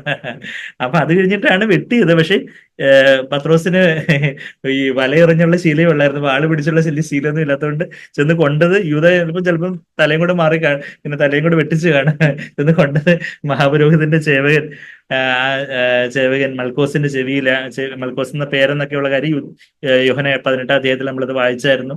ആ മൽക്കോസിന്റെ ഒരു ബന്ധുവാണ് പിന്നെ പത്രോസിനോട് നീ അവന്റെ കൂട്ടത്തിലുള്ളയോ എന്ന് ചോദിക്കുമ്പം പത്രോസ് മൂന്നാമത് തള്ളി പറയുന്നത് ഈ മൽക്കോസിന്റെ ഒരു ബന്ധുവിന്റെ ഇടയ്ക്കാന്നുള്ള കാര്യം യോഹന്ന 18-ാം അധ്യായത്തിൽ നമ്മൾ തുടർന്ന് വായിക്കുന്നൊക്കെ ഉണ്ട്. ഞാൻ തിരിച്ച് മത്തായി 26-ലേക്ക് വരുമ്പം അവിടെ ഇത് പറഞ്ഞു കഴിഞ്ഞിട്ട് അതിന്റെ 52-ാമത്തെ വാക്യം എന്താ? യേശു അവനോട് ഉറയിലിടുക, വാളെടുക്കുന്നവെല്ലാം വാളാൽ നശിച്ചു പോകും. ഇന്ന് തന്നെ നമ്മള് പലപ്പോഴും പത്രത്തിലൊക്കെ ചിലപ്പോ ചില ഗുണ്ടാ തലവൻ യുനോ വെടിയേറ്റ് മരിച്ചു. അപ്പൊ അദ്ദേഹത്തിന്റെ ഹിസ്റ്ററി നോക്കുമ്പോൾ ഇദ്ദേഹം കുറെ പേരെയൊക്കെ ഇതുപോലെ വെടിവെച്ച് കൊന്നിട്ടുള്ള ഗുണ്ടാ തലവനാ. ഇങ്ങനെ പുള്ളി പലരെയും വെടിവെച്ച് കൊന്നു, പുള്ളി അതുപോലെ വെടിയേറ്റ് മരിച്ചു. വാളെടുക്കുന്നവൻ വാളാൽ മരിക്കും. അത് ദൈവത്തിന്റെ ഒരു നിത്യപ്രമാണമായിട്ട് നമ്മളിവിടെ കാണുന്നുണ്ട്. അത് അതിന് സദൃശമായിട്ടുള്ള നമ്മള് വെളിപാട് 13-ന്റെ 10-ാമത്തെ വാക്യമൊക്കെ നമ്മൾ കഴിഞ്ഞ ആഴ്ച കണ്ടായിരുന്നു. എന്റെ പിതാവിനോട് ഇപ്പോൾ തന്നെ 53-ാമത്തെ വാക്യം പറയുന്നത്, മത്തായി 26-ന്റെ 53. എന്റെ പിതാവിനോട് ഇപ്പോൾ തന്നെ 12 ലഗ്യോനിലും അധികം ഭൃത്യന്മാരെ, ദൂതന്മാരെ എന്റെ അരികെ നിർത്തേണ്ടതിന് എനിക്ക് അപേക്ഷിച്ചു കൂടെയോ? ഒരു ലഗ്യോൻ എന്ന് പറഞ്ഞാൽ 3000 മുതൽ 6000 കാലാൾപ്പടയാണെന്നാ പറയുന്നത്. അപ്പൊ ഒരു 6000 കാലാൾപ്പട ഇൻറ്റു 12 എന്ന് പറയുമ്പോൾ 72,000-ത്തിലധികം പേര്. 72,000 എന്ന് പറഞ്ഞാല് എത്ര, ഒരു കല്യാണത്തിന് എത്ര ആള് കാണും? 72,000 എന്നൊക്കെ പറഞ്ഞാൽ നമുക്ക് ചിന്തിക്കാൻ പറ്റുന്നത് ഭയങ്കര വലിയ, അത്രയും ദൂതന്മാരെ വിളിക്കാൻ എനിക്കൊന്ന് പിതാവിനോട് പറഞ്ഞാൽ പോരെ? എനിക്ക് അതിനുള്ള അധികാരമില്ലേ? എന്നിട്ട് നിങ്ങൾ ഇതൊക്കെ കൊണ്ടാണോ എൻ്റെ അടുക്ക് വരുന്നേ എന്ന് തോന്നുന്നു? അത് കഴിഞ്ഞിട്ടാണോ ഈ വാളെടുത്ത് വെട്ടിയാണോ നീ എന്നെ ഡിഫെൻഡ് ചെയ്യാൻ നോക്കുന്നേ എന്നുള്ള കാര്യം കർത്താവ് പറയുക. എന്നാൽ ഇങ്ങനെ സംഭവിക്കണേ. ഇനി പറഞ്ഞു വരുന്നത് വെച്ചാൽ ഈ 54-ാമത്തെ വാക്യത്തിലും 56-ാമത്തെ വാക്യത്തിലും കർത്താവ് വീണ്ടും വീണ്ടും പറയുന്നൊരു കാര്യമുണ്ട്. ഓരോ കാര്യങ്ങൾ നടക്കുമ്പോഴും യേശുവിന്റെ ഹൃദയത്തില് തിരുവെഴുത്തുകൾ നിവൃത്തിയാകണം. എന്റെ പിതാവിന്റെ ഇഷ്ടം പോലെ കാര്യങ്ങളെല്ലാം നടക്കണം. നമ്മള് സാധാരണ ഓരോ കാര്യങ്ങളൊക്കെ നടക്കുമ്പോ എങ്ങനെങ്കിലുമൊക്കെ ആ കാര്യങ്ങളൊക്കെ കഴിഞ്ഞെന്ന് യേശുവെ എല്ലാം കഴിഞ്ഞെന്ന് എല്ലാം ഫിനിഷ് ആയി കഴിഞ്ഞാൽ ഓക്കെ. പക്ഷെ ഇവിടെ അതെല്ലാം തിരുവെഴുത്ത് പ്രകാരം നടക്കണമല്ലോ. തിരുവെഴുത്ത് പ്രകാരം നടക്കണം. എന്നെ ഒറ്റി കൊടുക്കാൻ ഇങ്ങനെ വരണം, ഇതെല്ലാം ചെയ്യണം. ശരിക്കും പറയാ കർത്താവ് പറയുക, ഞാൻ അവിടെ എല്ലാം പരസ്യമായിട്ടൊക്കെ പ്രസംഗിച്ചിരുന്ന സമയത്തൊക്കെ നിങ്ങൾക്ക് വന്ന് എന്നെ പിടിക്കാമായിരുന്നല്ലോ. ഇപ്പൊ ഈ രാത്രിയിലാണോ ഇങ്ങനെ വന്ന് ചുംബനം ചെയ്ത് ഇങ്ങനെയൊക്കെയാണോ എന്നെ, ഇത്രയും വലിയ ഒരു ക്രിമിനലിനെ, ഒരു വലിയ കള്ളനെ പിടിക്കാൻ വരുന്നവണക്കാണോ ഇത്രയും വലിയ ഒരുപാട് പടയാളികളൊക്കെ ആയിട്ട് വരുന്നേ? ഒരു കോഹേർട്ട്, ഒരു വലിയ റോമൻ പട്ടാളം, അത് 600 മുതൽ 1000 വരെയുള്ള ഒരു കോഹേർട്ട്, റോമൻ കോഹേർട്ട് എന്ന് പറഞ്ഞാൽ അത്രയും പേര്, ഒരു 600-ഓളം 1000-ഓളം പേര് ഓളം വന്ന ഗത്സമന തോട്ടത്തിൽ കർത്താവിനെ അറസ്റ്റ് ചെയ്യുന്നതെന്നാണ് നമ്മൾ അവിടുന്ന് മനസ്സിലാക്കുന്നത്. യോഹന്ന 18-ൽ റോമൻ കോഹട്ട് തന്നെ, ഒരു റോമൻ പട്ടാളത്തോടെ വന്നെന്ന് നമ്മൾ വായിക്കുമ്പോൾ അതാണ് നമ്മളവിടെ മനസ്സിലാക്കുന്നത്. അപ്പം ഇങ്ങനെയാണോ എന്നെ പിടിക്കാൻ വരുന്നേ എന്ന കർത്താവോട് പറയുന്ന കാര്യം 54-ാമത്തെ വാക്യം മത്തായി 26-ന്റെ 54-ല്. എന്നാൽ ഇങ്ങനെ സംഭവിക്കണം എന്നുള്ള തിരുവെഴുത്തുകൾക്ക് എങ്ങനെ നിവർത്തി വരും എന്ന് പറഞ്ഞു. ഇങ്ങനെ ചില എനിക്ക് ഇതെല്ലാം ചെയ്യാൻ പറ്റത്തില്ലേ? പക്ഷെ തിരുവെഴുത്തുകൾ നിവർത്തിയാകണം. അതുകൊണ്ടാണ് ഞാനിതൊന്നും ചെയ്യാത്ത എന്നുള്ള കാര്യം അവിടെ ശിഷ്യന്മാർക്ക് സ്നേഹത്തോടെ കർത്താവ് പറഞ്ഞു കൊടുക്കുക. അത് കഴിഞ്ഞിട്ട് വീണ്ടും താഴോട്ട് വരുമ്പോൾ അത് കഴിഞ്ഞിട്ട് പിന്നെ 55-ാമത്തെ വാക്യത്തിൽ ആ നാഴികയിൽ യേശു പുരുഷാരത്തോട് പറയുക, ഒരു കള്ളന്റെ നേരെ എന്ന പോലെ നിങ്ങൾ എന്നെ പിടിക്കുവാനും വാളും വെടിയുമായിട്ട് വന്നിരിക്കുന്നു. അതിനൊന്നും ആവശ്യമില്ലായിരുന്നു. ഞാൻ തന്നെ നിങ്ങൾക്ക് കീഴടങ്ങി തരത്തില്ലേ? എന്റെ നാഴിക വന്നെന്ന് എനിക്ക് അറിയാമല്ലോ. ഞാൻ ദിവസേന ഉപദേശിച്ചുകൊണ്ട് ദേവാലയത്തിൽ ഇരുന്നിട്ട് നിങ്ങൾ എന്നെ പിടിച്ചില്ല. എന്നാൽ ഇതൊക്കെയും പ്രവാചകന്മാരുടെ എഴുത്തുകൾ നിവർത്തിയാകേണ്ടതിന് സംഭവിച്ചു എന്ന് പറഞ്ഞു. അപ്പോൾ ശിഷ്യന്മാർ എല്ലാവരും അവനെ വിട്ട് ഓടിപ്പോയി. അതും പ്രവാചകന്മാരുടെ നിവർത്തിയായിരുന്നു. സഖറിയാവിന്റെ പുസ്തകം 13-ാം അധ്യായത്തില് ഇടയനെ അടിക്കുമ്പോൾ ആടുകളെല്ലാം കൂടി ചിതറി പോകുന്നുള്ള ഒരു പ്രവചനത്തിന് നിവർത്തിയായിട്ട് ശിഷ്യന്മാരെല്ലാം ഓടിപ്പോയി എന്നുള്ള കാര്യം. ആ കർത്താവിന്റെ എല്ലാ കാര്യങ്ങളും ഒക്കെ നടക്കുമ്പോൾ ഇത്രയും വലിയ സംഭവബഹുലമായിട്ടുള്ള ആ രാത്രിയിലും പിതാവിന്റെ ഇഷ്ടം എന്ന് പറഞ്ഞാൽ അത് തിരുവെഴുത്തുകളിൽ വെളിപ്പെടുത്തിയത് പിതാവിന്റെ ഇഷ്ടം അത് നിവൃത്തിയാകണം. കർത്താവ് ഈ ഭൂമിയിലേക്ക് വന്നപ്പം കർത്താവ് പറയുന്ന വാക്കുകൾ നമ്മളെപ്പോഴും കോട്ട് ചെയ്യാറുണ്ട്. എവിടാ? എബ്രായ ലേഖനം 10-ാം അധ്യായത്തിന്റെ 5-ാമത്തെ വാക്യത്തില് യേശുവിന്റെ മനോഭാവം, നമ്മളും എന്തെങ്കിലുമൊക്കെ പല സംഭവബഹുലമായ ചില സാഹചര്യങ്ങളിലേക്കൊക്കെ നമ്മുടെ ജീവിതത്തിന്റെ ചില സാഹചര്യങ്ങളിൽ ചിലപ്പോൾ എതിർപ്പുകളായിരിക്കാം, ചിലപ്പോൾ ചില നിർണായകമായ ചില തീരുമാനങ്ങൾ എടുക്കുന്ന ചില കാര്യങ്ങളൊക്കെ ആയിരിക്കാം, ചില എതിർപ്പുകളൊക്കെ നേരിടേണ്ട കാര്യങ്ങളൊക്കെ ആയിരിക്കും. അങ്ങനെയുള്ള സമയത്തൊക്കെ നമുക്ക് ഇതൊരു ആശ്വാസ വാക്കായിട്ട് അന്ന് വരും. എന്ത് എന്ത് എന്ത് കാര്യങ്ങൾ നമ്മുടെ ജീവിതത്തിൽ സംഭവിക്കുമ്പോഴും എന്താ പിതാവിന്റെ തിരുവഴുത്തുകൾ നിവൃത്തിയാകാൻ വേണ്ടി ദൈവത്തിന്റെ വചനത്തിലുള്ള എന്നെക്കുറിച്ചുള്ള പ്ലാനുകളെല്ലാം നിവൃത്തിയാകാൻ വേണ്ടിയാണ് ദൈവം ഇത് അനുവദിക്കുന്നത്. അപ്പൊ നമ്മളല്ലാതെ യുദാസ് കൊണ്ടുവന്ന പാനപാത്രം എന്നല്ല, അവിടെ യേശു യോഹന്നാൻ 18:11 എന്താ പറഞ്ഞത്? പിതാവ് തന്ന പാനപാത്രം എന്ന് പറഞ്ഞത്. ഇവിടെ നമ്മള് എബ്രായർ 10 അവിടെ അതിന്റെ 5-ാമത്തെ വാക്യത്തില് കർത്താവ് എന്താ പറയുന്നത്? ആകയാൽ ലോകത്തിൽ വരുമ്പോ കർത്താവ് എന്താ പറയുന്നത്? ഹനനയാകവും വഴിപാടും നീ ഇച്ഛിച്ചില്ല, എന്നാൽ ഒരു ശരീരം നീ എനിക്ക് ഒരുക്കിയിരിക്കുന്നു, സർവാംഗ ഹോമങ്ങളിലും പാപയാഗങ്ങളിൽ നീ പ്രസാദിച്ചില്ല. അപ്പോൾ ഞാൻ പറഞ്ഞു, ഇതാ ഞാൻ വരുന്നു, പുസ്തക ചുരുളിൽ എന്നെ കുറിച്ച് എഴുതിയിരിക്കുന്നു. പുസ്തക ചുരുളിൽ ആരെ കുറിച്ച് എഴുതിയിരിക്കുന്നു? അവനെ കുറിച്ച് എഴുതിയിരിക്കുന്നു, അവളെ കുറിച്ച് എഴുതിയിരിക്കുന്നു. നമ്മൾ വചനം കേൾക്കുമ്പോൾ അത് ഇന്നയാരെ ഉദ്ദേശിച്ചായിരിക്കും പറഞ്ഞേ, അത് ഇന്നയാൾക്ക് വേണ്ടി, ഇന്നാണ് ആ വചനം കേട്ടതെങ്കിൽ കൊള്ളായിരുന്നു. എന്നാൽ നമ്മൾ മറ്റുള്ളവരെ ജഡ്ജ് ചെയ്യാൻ വേണ്ടി നമ്മൾ വചനം എടുക്കുന്ന പുസ്തക ചുരുളിൽ എന്നെ കുറിച്ച് എഴുതിയിരിക്കുന്നു. കർത്താവ്, ഞാനാണ് പാപി, നിൻ സ്നേഹം പാപിയിൽ മുമ്പെന്നുള്ള ആ പാട്ട് അജ്ബർ ലാസ്റ്റ് സെലക്ട് ചെയ്തിരിക്കുന്നത്. നമ്മൾ അവസാനം അതാ പാടാൻ പോകുന്ന പാട്ട്. കർത്താവ്, ഞാനാണ് പാപിയിൽ മുമ്പൻ. കർത്താവെ, യേശുവെ അങ്ങേപോലെ എന്നെ ആക്കണമേ, യേശുവെ അങ്ങേപോലെ ആകാൻ വാഞ്ചിക്കുന്ന എന്നുള്ളൂ എന്ന് അതിന്റെ ആ സ്റ്റാൻസിൽ നമ്മൾ പാടാൻ പോകുന്നത്. അതാ നമ്മള് കാണുന്നത്. യേശുവിന്റെ ആ ഒരു ഡിഗ്നിറ്റി, ആ ഒരു മാന്യതയോടെ കർത്താവ് പറയുക, പുസ്തക ചുരുളിൽ എന്നെ കുറിച്ച് എഴുതിയിരിക്കുന്നു, ദൈവമേ നിന്റെ ഇഷ്ടം ചെയ്യുവാൻ ഞാൻ വരുന്നു. അവിടുന്ന് എനിക്കൊരു ശരീരം ഒരുക്കിയിരിക്കുന്നു. ആ ശരീരത്തില് ആരുടെ ഇഷ്ടം ചെയ്യുവാനാ? കർത്താവ്, തിരുവഴുത്തിൽ എന്നെ കുറിച്ച് എഴുതിയിരിക്കുന്ന ഈ തിരുവഴുത്തെല്ലാം ഇതിൽ നിവർത്തിയാകണം. അതായത് യേശുവിനെ കുറിച്ച് പിതാവ് അത്രമാത്രം പ്ലാൻ ചെയ്ത് യേശു എവിടെ ജനിക്കണം, യേശു അവിടെ കുറച്ച് സമയത്തേക്ക് ഈജിപ്തിലേക്ക് പോയിട്ട് യോസെഫ് മറിയം കൂടെ കുഞ്ഞ് യേശുവിനെയും പിടിച്ചുകൊണ്ട് അവിടെ ഹെരോദാവ് രാജാവിന്റെ കൂട്ടക്കുരുതി, കുഞ്ഞുങ്ങളെയൊക്കെ കൂട്ടക്കുരുതി സമയത്ത് ഈജിപ്തിലേക്ക് പോയിട്ട് വരേണ്ടതായിട്ടുണ്ടായിരുന്നു. എന്നാൽ അതെല്ലാം ഓരോന്നും പ്രവചനങ്ങളുടെ നിവൃത്തിയായിട്ട് നമ്മൾ ആ മത്തായിയുടെ സുവിശേഷം 2-ാം അധ്യായമൊക്കെ വായിക്കുമ്പോൾ നമ്മൾ ഓരോന്നും കാണുന്നുണ്ട്. ഓരോ സമയത്തും കർത്താവ് സൗഖ്യമാക്കുമ്പോഴും ഇത് യേശയ്യാ പ്രവാചകന്റെ ഈ പ്രവചനത്തിന് നിവൃത്തിയായിട്ട് ഓരോ കാര്യങ്ങളും കർത്താവ് ക്രൂശിൽ പോകുമ്പോൾ അത് പ്രവചനത്തിന് നിവൃത്തിയായിട്ട് എന്ന് പറഞ്ഞ പോലെ യേശുവിനെ പിതാവ് സ്നേഹിച്ചതുപോലെ യേശു എന്നെയും സ്നേഹിക്കുന്നു, പിതാവ് എന്നെയും സ്നേഹിക്കുന്നു, യേശുവിനെ പിതാവ് സ്നേഹിച്ചതുപോലെ പിതാവ് എന്നെയും സ്നേഹിക്കുന്നു എന്ന് യോഹന്നാൻ 17:23 നമ്മളെപ്പോഴും പറയാറുണ്ട്. അപ്പൊ ആ പിതാവ് യേശുവിന് വേണ്ടി അത്രമാത്രം എല്ലാം പ്ലാൻ ചെയ്തിട്ടുണ്ടെങ്കിൽ എന്നെക്കുറിച്ചും എന്റെ ജീവിതത്തിന്റെ ഓരോ കാര്യങ്ങളിലും എന്തെല്ലാം കാര്യങ്ങൾ നടക്കണം. ചിലപ്പോൾ നമുക്ക് ചില തെറ്റിദ്ധാരണയിലൂടെ കടന്നു പോകേണ്ടതായിട്ട് വരാം, ചില ശിക്ഷണത്തിലൂടെ, ചില പ്രയാസങ്ങളിലൂടെ, ചില രോഗാവസ്ഥയിലൂടെ, ചില സാമ്പത്തിക ഞെരുക്കങ്ങളിലൂടെ. എന്നാൽ അത് കർത്താവേ, എന്നിൽ തിരുവെഴുത്ത് നിവൃത്തിയാകേണ്ടതിന് ഞാൻ എന്തെല്ലാം കാര്യങ്ങളിലൂടെ പോകണം, എനിക്ക് എന്നെ യേശുവിനെ പോലെ ആക്കേണ്ടതിനായിട്ട്, എന്നിൽ ഈ ദൈവത്തിന്റെ വചനം നിവൃത്തിയാകേണ്ടതിനായിട്ട് എന്നെ കർത്താവെ അവിടുന്ന് പല സാഹചര്യങ്ങളിലൂടെ കടത്തി വിടുവാണെന്ന് കാണുവാൻ നമ്മളുടെ ആ ഹൃദയ കണ്ണുകള് ഓരോ സാഹചര്യങ്ങളിലും തുറക്കപ്പെടുവാണെങ്കിൽ എത്ര വലിയ സമാധാനമായിരിക്കും നമുക്കുള്ളത്. നമ്മുടെ പരാതി വെറുവെറുപ്പും ഒക്കെ മാറി പല പ്രതിസന്ധികളിലൂടെ പോകുമ്പോൾ നമ്മൾ സ്തോത്രത്തോടെ ദൈവത്തിന് സ്തോത്രഗീതം പാടും. അതാ കർത്താവ് ഒലിവുമലയിലേക്ക് സ്തോത്രഗീതം പാടിപ്പോയെന്നാണ് നമ്മള് മത്തായി 26-30 വാക്യത്തിലൊക്കെ നമ്മൾ വായിക്കുന്നത്. ഇവിടെ നമ്മൾ മത്തായി 26 തുടർന്നുള്ള വാക്യങ്ങളിലാണ് നമ്മൾ കാണുന്നത് തിരുവെഴുത്ത് നിവൃത്തിയാകേണ്ടെന്നുള്ള ഒരു കാര്യം. ഇപ്പൊ ഞാൻ പറയാൻ ആഗ്രഹിച്ച ഒരു കാര്യം എന്ന് പറഞ്ഞാൽ ആ ഒരു തിരുവെഴുത്ത്, കർത്താവിന്റെ ആ ഒരു ജീവിതത്തിന്റെ ആ ഒരു തിരുവെഴുത്ത് നിവൃത്തിയാകേണ്ടതിനായിട്ട് പിതാവിന്റെ ഇഷ്ടത്തിനായിട്ട് ഏൽപ്പിച്ചു കൊടുത്ത ആ ഒരു പുത്രന്റെ ആ ഒരു സമർപ്പണം. യേശു ബന്ധിക്കപ്പെട്ടത് നമ്മളെ വിടുവിക്കാനാണ്. ക്രൂസിലെ വലിയൊരു എക്സ്ചേഞ്ചിനെ കുറിച്ചൊക്കെ നമ്മൾ കേട്ടു. പിന്നെ തിരുവെഴുത്ത് നിവർത്തിക്കപ്പെടേണ്ടതിനായിട്ട് തന്നെ ഏൽപ്പിച്ചു കൊടുത്ത ഓരോ സന്ദർഭത്തിലും പിതാവിന്റെ ഇഷ്ടത്തിനായിട്ട്, പിതാവിന്റെ പ്ലാനിനായിട്ട് ഏൽപ്പിച്ചു കൊടുത്ത യേശുവിനെ നമ്മളവിടെ കാണുന്നു. പിന്നെ നമ്മൾ തിരിച്ച് യോഹന്നാൻ 18:15 വരുക. യോഹന്നാൻ 18-ാം അധ്യായത്തിന് 15 വരുമ്പോൾ ശിമോൻ പത്രോസും മറ്റൊരു ശിഷ്യനും, ആ മറ്റൊരു ശിഷ്യൻ എന്ന് പറയുന്നത് യോഹന്നാൻ അപ്പോസ്തലൻ തന്നെ എന്നുള്ള കാര്യം ഇത് എഴുതി യോഹന്നാൻ അപ്പോസ്തലൻ തന്നെ എന്ന തന്റെ പേര് ഇങ്ങനെ എടുത്തെടുത്ത് പറഞ്ഞ് I am so apostle John എന്നൊക്കെ. ഇന്നാണെങ്കിൽ ഓരോരുത്തർ ഓരോ കൊച്ചു പിള്ളേർ വരെ അപ്പോസ്റ്റൽ എന്ന പേരെടുക്കുന്നത്. അവരുടെ യൂട്യൂബിലെല്ലാം ടൈറ്റിൽ ഇടുന്ന അപ്പോസ്റ്റൽ സോ ആൻഡ് സോ. കൊച്ചു പയ്യ ബൈബിൾ കോളേജിൽ നിന്ന് പഠിച്ചിറങ്ങിയതേ കാണത്തുള്ളൂ, എന്നാലും അപ്പോസ്റ്റൽ എന്ന പേരെടുക്കുന്നത്.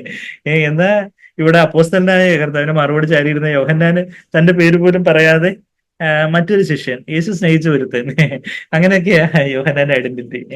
ഒരു തന്നെ അങ്ങ് പ്രോമിനന്റ് ആക്കുന്നതിലൊന്നും അതിലൊന്നും ഒന്നും കാണാതെ അങ്ങ് ക്രൂശിൻ മറവില്, കർത്താവിന്റെ മറവില് അങ്ങനെ ആയിരിക്കുന്ന ആ ഒരു യോഹന്നാനെ നമ്മളവിടെ കാണുന്നുണ്ട്. അതാ 15-ാമത്തെ വാക്യം, യോഹന്നാൻ 18:15 ശിമോൻ പത്രോസും മറ്റൊരു ശിഷ്യനും യേശുവിന്റെ പിന്നാലെ ചെന്നു. അപ്പം എല്ലാവരും ഓടിപ്പോയി, എന്നാലും യേശുവിന്റെ ഏറ്റവും അടുത്ത ശിഷ്യന്മാരായിരുന്നു പത്രോസും യോഹന്നാനും യാക്കോബും. അപ്പൊ പത്രോസിനും യോഹന്നാനും അവര് വളരെ വളരെ ഉത്തര ധ്രുവവും ദക്ഷിണ ധ്രുവവും പോലെ നോർത്ത് പോൾ സൗത്ത് പോൾ വരെയുള്ള ടെമ്പറമെന്റും സ്വഭാവം ഒക്കെ ആയിരുന്നെങ്കിലും കർത്താവ് ക്രൂസിലേക്ക് പോയി. അപ്പൊ ഇനിയിപ്പോ കർത്താവിനെ അനുഗമിക്കാൻ വേണ്ടി എങ്കിലും അവര് ഒരുമിച്ച് അവര് കർത്താവിന്റെ യേശുവിന്റെ പിന്നാലെ ചെന്നു. പക്ഷെ ഒരു ഡിസ്റ്റൻസ് ഇട്ടാ ചെന്നേന്നാ നമ്മള് മത്തായി 26-ലും ലൂക്കോസ് 22-ലും ഒക്കെ വായിക്കുന്നേ. അവര് ഒരു ഡിസ്റ്റൻസ് ഇട്ട്, ഒരു ദൂരം വിട്ട് പിന്നെ ചെന്നതായിട്ട് നമ്മൾ കാണുന്നത്. അപ്പൊ അത് കഴിഞ്ഞിട്ട് നമ്മൾ 15-ാമത്തെ വാക്യത്തിൽ വായിക്കുക, ആ ശിഷ്യൻ മഹാപുരോഹിതന് പരിചയമുള്ളവനാകിയാൽ. അപ്പൊ ഈ കയ്യഫാവിന്റെ ഒക്കെ ഇതിപ്പം അന്നാസിന്റെ അടുത്തുനിന്ന് കയ്യഫാവിന്റെ അടുത്തേക്ക് കർത്താവിനെ വിട്ട കാര്യമാണ് പറഞ്ഞേക്കുന്നത്. അപ്പൊ ആ കയ്യഫാവിന്റെ പരിചയക്കാരനായിട്ട് ആരോ പരിചയം ഉണ്ടായിരുന്നു, ആർക്ക്? യോഹന്നാന്റെ കുടുംബം. അപ്പൊ യോഹന്നാന്റെ അച്ഛനും ഒക്കെ മുക്കുവന്മാരായിരുന്നു എന്നുള്ള യോഹന്നാൻ എന്റെ ഫാദറും, അതായത് അച്ഛനും യോഹന്നാനും യാക്കോബും എല്ലാം കൂടെ വല മെന്റ് ചെയ്തുകൊണ്ടിരിക്കുന്ന സമയത്ത്, വല നന്നാക്കിക്കൊണ്ടിരിക്കുന്ന സമയത്ത് യേശു വന്ന് അവരെ ഗലീലെ കടപ്പുറത്ത് നിന്ന് കർത്താവ് അവരെ ശിഷ്യന്മാരാകും വിളിക്കുന്ന എന്നുള്ള കാര്യമൊക്കെ അറിയാവുന്ന ഇവിടെ യെരുശലേമിലുള്ള മഹാപുരോഹിതനായിട്ടുള്ള കയ്യഫാവിനെ അറിയാവുന്നവരായിട്ട് അവര് കുടുംബപരമായിട്ട് വല്ല ബന്ധുക്കാരായിരുന്നു, അതോ ഇനിയിപ്പം വല്ല ഫിഷിംഗ് ബിസിനസ്സിൽ ഏറ്റവും വലിയ വിഭവങ്ങൾ കൊണ്ടു കൊടുക്കാൻ വേണ്ടി മഹാപുരോഹിതന്റെ കൊട്ടാരമായിട്ട് വല്ല ബന്ധം ഉണ്ടായിരുന്നു, മഹാപുരോഹിതന്റെ വസതിയായിട്ട് വല്ല ബന്ധം ഉണ്ടായിരുന്നു എന്താന്നുള്ള കാര്യം നമുക്ക് അറിയത്തില്ല. അപ്പൊ എന്തായാലും ആ ശിഷ്യൻ മഹാപുരോഹിതന് പരിചയമുള്ളവനാകിയാൽ. അപ്പം യോഹന്നാന് അത്ര ചില്ലറക്കാരനൊന്നും അല്ലായിരുന്നു, കുറച്ച് വലിയ വലിയ പിടിപാടും കാര്യങ്ങളൊക്കെ ഉള്ളവനായിരുന്നു. പക്ഷെ ഇത് അവസാനം പാരയായി എന്ന് നമ്മൾ കാണുന്നു. ഇത് പത്രോസിനെയും കൊണ്ട്, ഒന്നും അറിയാത്ത പത്രോസിനെയും കൊണ്ട് പിടിച്ച് ഈ മഹാപുരോഹിതന്റെ നടുമുറ്റത്ത് കൊണ്ടുവന്ന് വെച്ചു. അതിന്റെ പത്രോസ് തള്ളിയും പറഞ്ഞു. അപ്പം പത്രോസ് പിന്നെ വിചാരിച്ചാണ്, ഇവൻ എന്നെ മനഃപൂർവ്വം കുഴിച്ചടിച്ച്, ഇവൻ പറഞ്ഞ് ഈ യോഹന്നാൻ പറഞ്ഞിട്ടല്ലേ ഞാൻ ഈ മഹാപുരോഹിതന്റെ നടുമുറ്റത്തേക്കൊക്കെ വന്നത്, അല്ലെങ്കിൽ അപ്പൊ ഞാൻ തള്ളി പറഞ്ഞതിന്റെ കുറച്ച് കുറ്റം ഇവനും കൂടെ കൊടുക്കണമെന്ന് പത്രോസ് വിചാരിച്ചോന്ന് വെച്ചാൽ ഇല്ല. എന്ന് വെച്ചാൽ പത്രോസ് അത് ദുഃഖത്തോടെ കർത്താവിനെ നോക്കി കരഞ്ഞതായിട്ട് നമ്മൾ കാണുന്നത്. നമുക്ക് സ്വാഭാവികമായിട്ട് ജഡികമായിട്ട് അങ്ങനെ ചിന്തിക്കാം, പക്ഷെ പത്രോസ് ആരെയും ബ്ലെയിം ചെയ്യുന്നതായിട്ട് നമ്മൾ കാണുന്നില്ല. പത്രോസ് തന്റെ പാപമാണ്, തന്റെ കുറ്റമാണ്, അല്ലെങ്കിൽ ഇന്നയാളെ പ്രലോഭിച്ചതുകൊണ്ട് ഞാൻ കുഴിച്ചാടി. ഇപ്പൊ ചിലര് പിടിക്കപ്പെടുമ്പോ കഞ്ചാവ് കേസിലൊക്കെ പിടിക്കപ്പെട്ട് ഓരോരുത്തർ കൗൺസിലിങ്ങിന് വരും. അപ്പൊ പറയും, ഡോക്ടറെ എനിക്കൊന്നും അറിയത്തില്ലായിരുന്നു, എനിക്കതിങ്ങനെ തന്നു, അപ്പൊ ഞാനിങ്ങനെ കൊണ്ടുപോയി, അപ്പൊ ഇങ്ങനെ പിടിച്ചു, അപ്പൊ അങ്ങനെ വന്നതായി, എനിക്കൊന്നും അറിയത്തില്ല, മറ്റേ ഫ്രണ്ട്സ് അവരാണ് എന്റെ എല്ലാം കാരണം. പിന്നെ ഈ മദ്യപിക്കുന്ന കാര്യം എല്ലാവർക്കും ആണെങ്കിലും ബാക്കിയുള്ളവരെ ഇപ്പൊ ആദാം പറഞ്ഞതുപോലെ നീ തന്ന ഭാര്യ തന്നു ഞാൻ തിന്നു എന്ന ആദാമിന്റെ അത് ബാക്കി എനിക്കൊരു കുറ്റമില്ല, ഞാൻ വലിയ പുണ്യവാളല്ല, ബാക്കിയുള്ളവർക്കാ കുറ്റം. പക്ഷെ പത്രോസ് ഇവിടെ അങ്ങനെയുള്ളൊരു കുറ്റപ്പെടുത്തലൊന്നും അല്ല കാണുന്നത്, കുറച്ചും പത്രോസിന്റെ ഒരു മാനസാന്തരമാണ് നമ്മൾ തുടർന്നുള്ള അധ്യായങ്ങളിലൊക്കെ കാണുന്നത്. അപ്പൊ ആ ശിഷ്യൻ മഹാപുരോഹിതന് പരിചയമുള്ളവനാകിയാൽ യേശുവിനോട് കൂടെ മഹാപുരോഹിതന്റെ നടുമുറ്റത്ത് കടന്നു. ആ ഒരു ഹോട്ടലിലേക്ക്, നടുമുറ്റത്തേക്ക്, മഹാപുരോഹിതന്റെ വസതിയുടെ മുറ്റത്തേക്ക് കടന്നു. പത്രോസ് വാതിലിൽ പുറത്ത് നിൽക്കുമ്പോൾ പത്രോസ് ഒരു അത്ര വലിയ ഇൻഫ്ലുവൻസോ കാര്യങ്ങളോ സ്വാധീനമൊന്നും ഇല്ലാത്ത ഒരു പാവം പിടിച്ച മനുഷ്യൻ. പത്രോസിന് എത്രമാത്രം വിദ്യാഭ്യാസം ഉണ്ടായിരുന്നെന്നോ എത്ര വലിയ കഴിവുണ്ടായിരുന്നോ ഒരു സാധാ മുക്കുവൻ. യോഹന്നാന് മുക്കുവനായിരുന്നു, എന്നാൽ കുറച്ചുകൂടെ അവരുടെ ഫാമിലിയൊക്കെ കുറച്ചുകൂടെ ഒരു ഹൈ കോണ്ടാക്ട്സ് ഒക്കെ ഉള്ളവരായിരുന്നു. അപ്പം പത്രോസ് വാതിലിൽ പുറത്ത് നിൽക്കുമ്പോൾ മഹാപുരോഹിതന് പരിചയമുള്ള മറ്റേ ശിഷ്യൻ, അതായത് യോഹന്നാൻ പുറത്തു വന്നു. അപ്പൊ യോഹന്നാൻ ആദ്യം കയറിപ്പോയി യേശുവിന്റെ പിന്നാലെ. എന്നിട്ട് പത്രോസ് ഇങ്ങനെ പുറത്ത് ടെൻഷൻ അടിച്ചിരിക്കുമല്ലേ, പാവം പത്രോസ് പുറത്ത് ടെൻഷൻ അടിച്ചിരിക്കേണ്ടെന്നും പറഞ്ഞുകൊണ്ട് സ്നേഹത്തോടെ വന്ന് വാതിൽ കാവൽക്കാരിയോട് എന്താ പറഞ്ഞ് പത്രോസിനെയും കൂടെ റെക്കമെൻഡേഷൻ ഒക്കെ കൊടുത്ത് പത്രോസിനെയും കൂടെ അകത്തേറ്റത്. എനിക്ക് പരിചയമുള്ള കുഴപ്പമൊന്നും ഉണ്ടാക്കുന്ന ആളല്ല, നല്ല ആളാ എന്നൊക്കെ പറഞ്ഞു. പക്ഷെ കാവൽക്കാരി അകത്ത് കയറ്റിയതും ആ വാതിൽ കാക്കുന്ന ബാല്യക്കാരി പത്രോസിനോട് എടുത്തപിടി ചോദിക്കുന്നത്, നീയും ഈ മനുഷ്യന്റെ ശിഷ്യന്മാരിൽ ഒരുവനോ എന്ന് ചോദിച്ചു. ഒരു വേലക്കാരി പെങ്കൊച്ച, അതിന് എന്താ ചെയ്യാനൊക്കും? അപ്പൊ പക്ഷേ എന്താ സംഭവിച്ചേ എന്ന് ഒരുവനെന്ന് ചോദിച്ചു. അല്ല എന്ന് ഉത്തരം പറഞ്ഞു. ആദ്യമായിട്ട് പത്രോസ് ആദ്യത്തെ ഡിനയൽ നടക്കുകയാണ്. പത്രോസ് 3 തവണ കർത്താവിനെ തന്നെ തള്ളി പറയൂ എന്നുള്ള കാര്യം ഇവിടെ യോഹന്നാൻ 13-ന്റെ അവസാനത്തെ വാക്യങ്ങളിലൊക്കെ നമ്മൾ വായിക്കുന്നുണ്ട്. എല്ലാ സുവിശേഷങ്ങളിലും നമ്മൾ വായിക്കുന്നുണ്ട്. എല്ലാ സുവിശേഷങ്ങളും ഒന്നിടവിടാതെ എല്ലാ സുവിശേഷങ്ങളിലും പറയുന്ന ഒരേ ഒരു മിറക്കിൾ എന്ന് പറയുന്നത് 5 അപ്പം കൊണ്ട് 5000 പേരെ പോഷിപ്പിക്കുന്നതെന്ന് പറഞ്ഞു. പക്ഷെ എല്ലാ സുവിശേഷങ്ങളിലും പറയുന്ന ഒരു കാര്യമാണ് പത്രോസ് 3 തവണ തള്ളി പറഞ്ഞു എന്നുള്ള കാര്യം. മത്തായിലായാലും മർക്കോസിലായാലും ലൂക്കോസിലായാലും യോഹന്നാനിലായാലും അത് അത്രമാത്രം അതിന്റെ ഒരു രസവും കൂടെ നമ്മൾ, അതിന്റെ ഒരു കൗതുകരമായിട്ടുള്ള ഒരു കാര്യം കൂടെ നമ്മളിവിടെ കാണുന്നുണ്ട്. ഇവിടെ പത്രോസിനെ അകത്ത് കയറ്റി.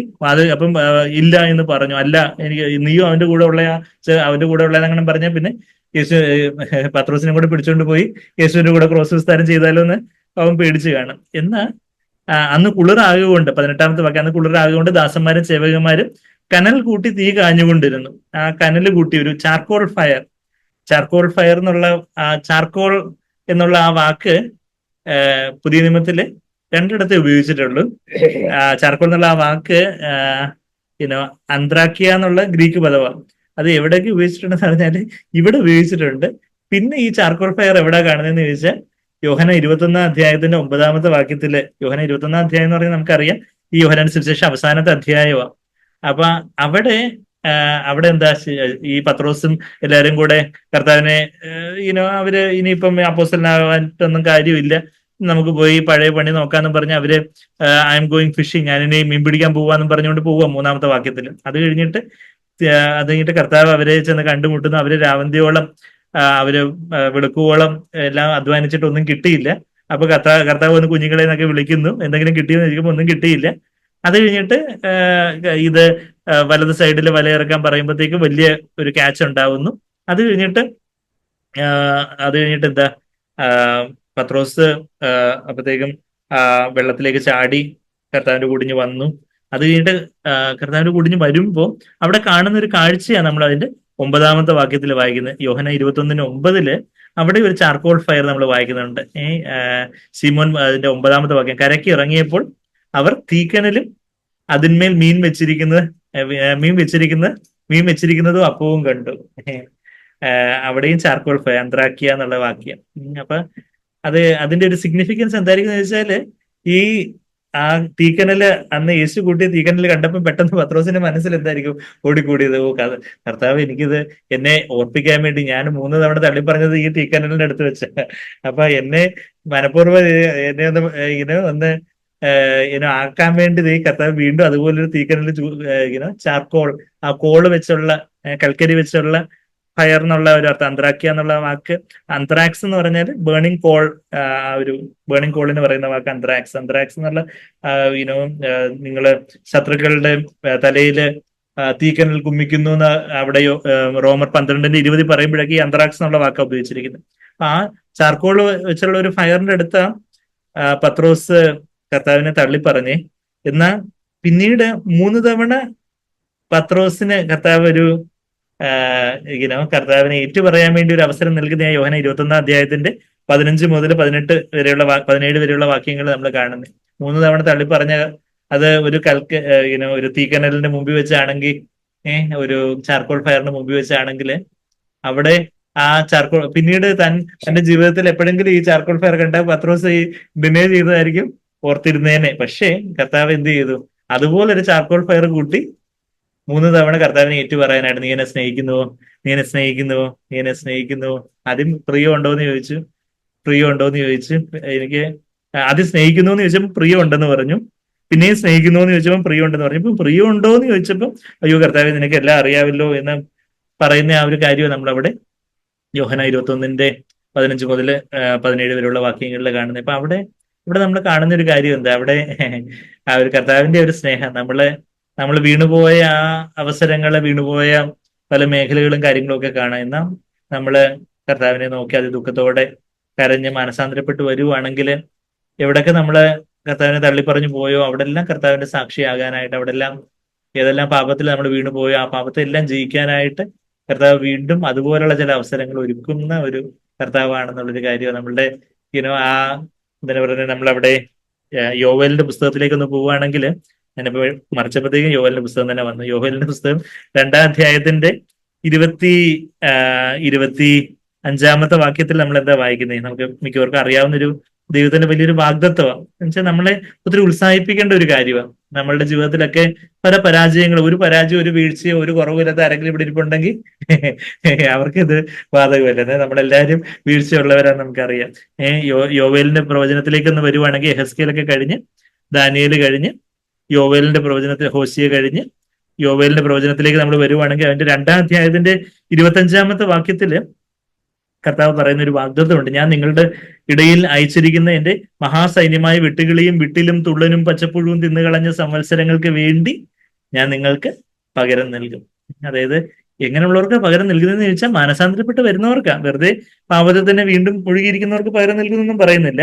അവിടെ അതിന്റെ 13-ാമത്തെ വാക്യം, 2-ാം അധ്യായത്തിന്റെ 13-ാമത്തെ വാക്യത്തിൽ നിങ്ങൾ 12-ാമത്തെ വാക്യത്തിൽ നമ്മൾ വായിക്കുന്നുണ്ട്, എന്നാൽ ഇപ്പോഴെങ്കിലും നിങ്ങൾ പൂർണ്ണ ഹൃദയത്തോടും ഉപവാസത്തോടും കരച്ചിലോടും വിലാപത്തോടും എന്നിലേക്ക് തിരിയുവിൻ. നിങ്ങൾ ഇപ്പോഴെങ്കിലും തിരിഞ്ഞു വാ. വസ്ത്രങ്ങളെയല്ല, 13-ാമത്തെ വാക്യം, വസ്ത്രങ്ങളെയല്ല ഹൃദയങ്ങളെ തന്നെ കീറി നിങ്ങളുടെ ദൈവമായ യഹോവയുടെ അടുക്കലേക്ക് തിരിയുവിൻ. അവൻ കൃപയും കരുണയും ദീർഘക്ഷമയും മഹാദയവും ഉള്ളവനല്ലോ.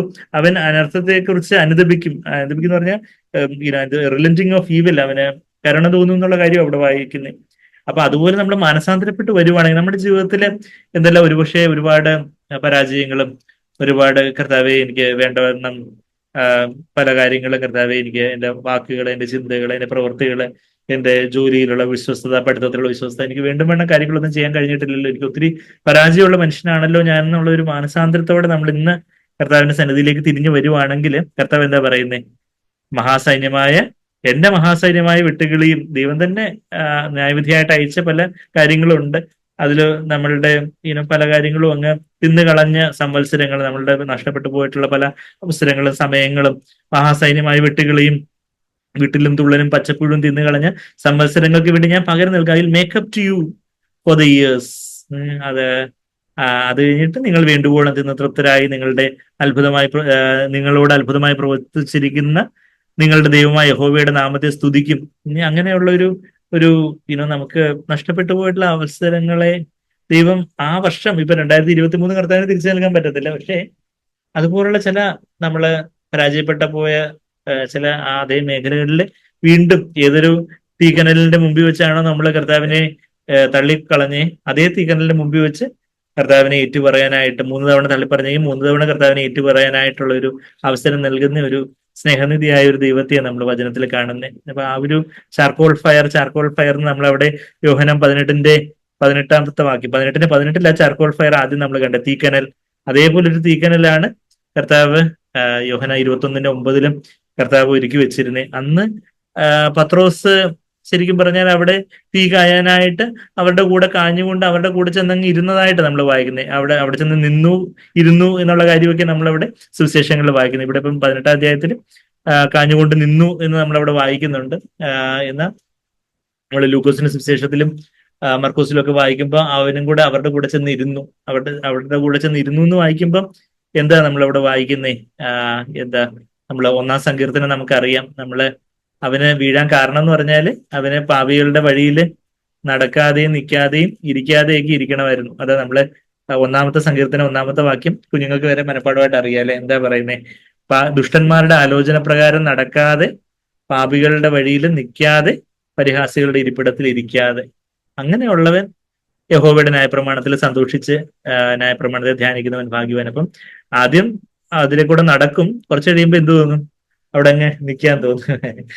ചില ഇപ്പൊ കൂട്ടുകാരെല്ലാം കൂടെ കൂട്ടം കൂടി പല കാര്യങ്ങളൊക്കെ ഡിസ്കഷനും കാര്യങ്ങളും അങ്ങനെയൊക്കെയുള്ള ഓരോ കാര്യങ്ങൾ അവിടെ ചിലപ്പോൾ അവിടെ കൂടെ നടന്ന് എന്തോ കാര്യങ്ങളൊന്നും നോക്കാൻ തോന്നും. കുറച്ച് കഴിയുമ്പോൾ നടന്നു കഴിയുമ്പോൾ അവിടെ അങ്ങ് നിൽക്കാൻ തോന്നും. കുറച്ച് കഴിയുമ്പോൾ അവിടെ അങ്ങ് ഇരിക്കും.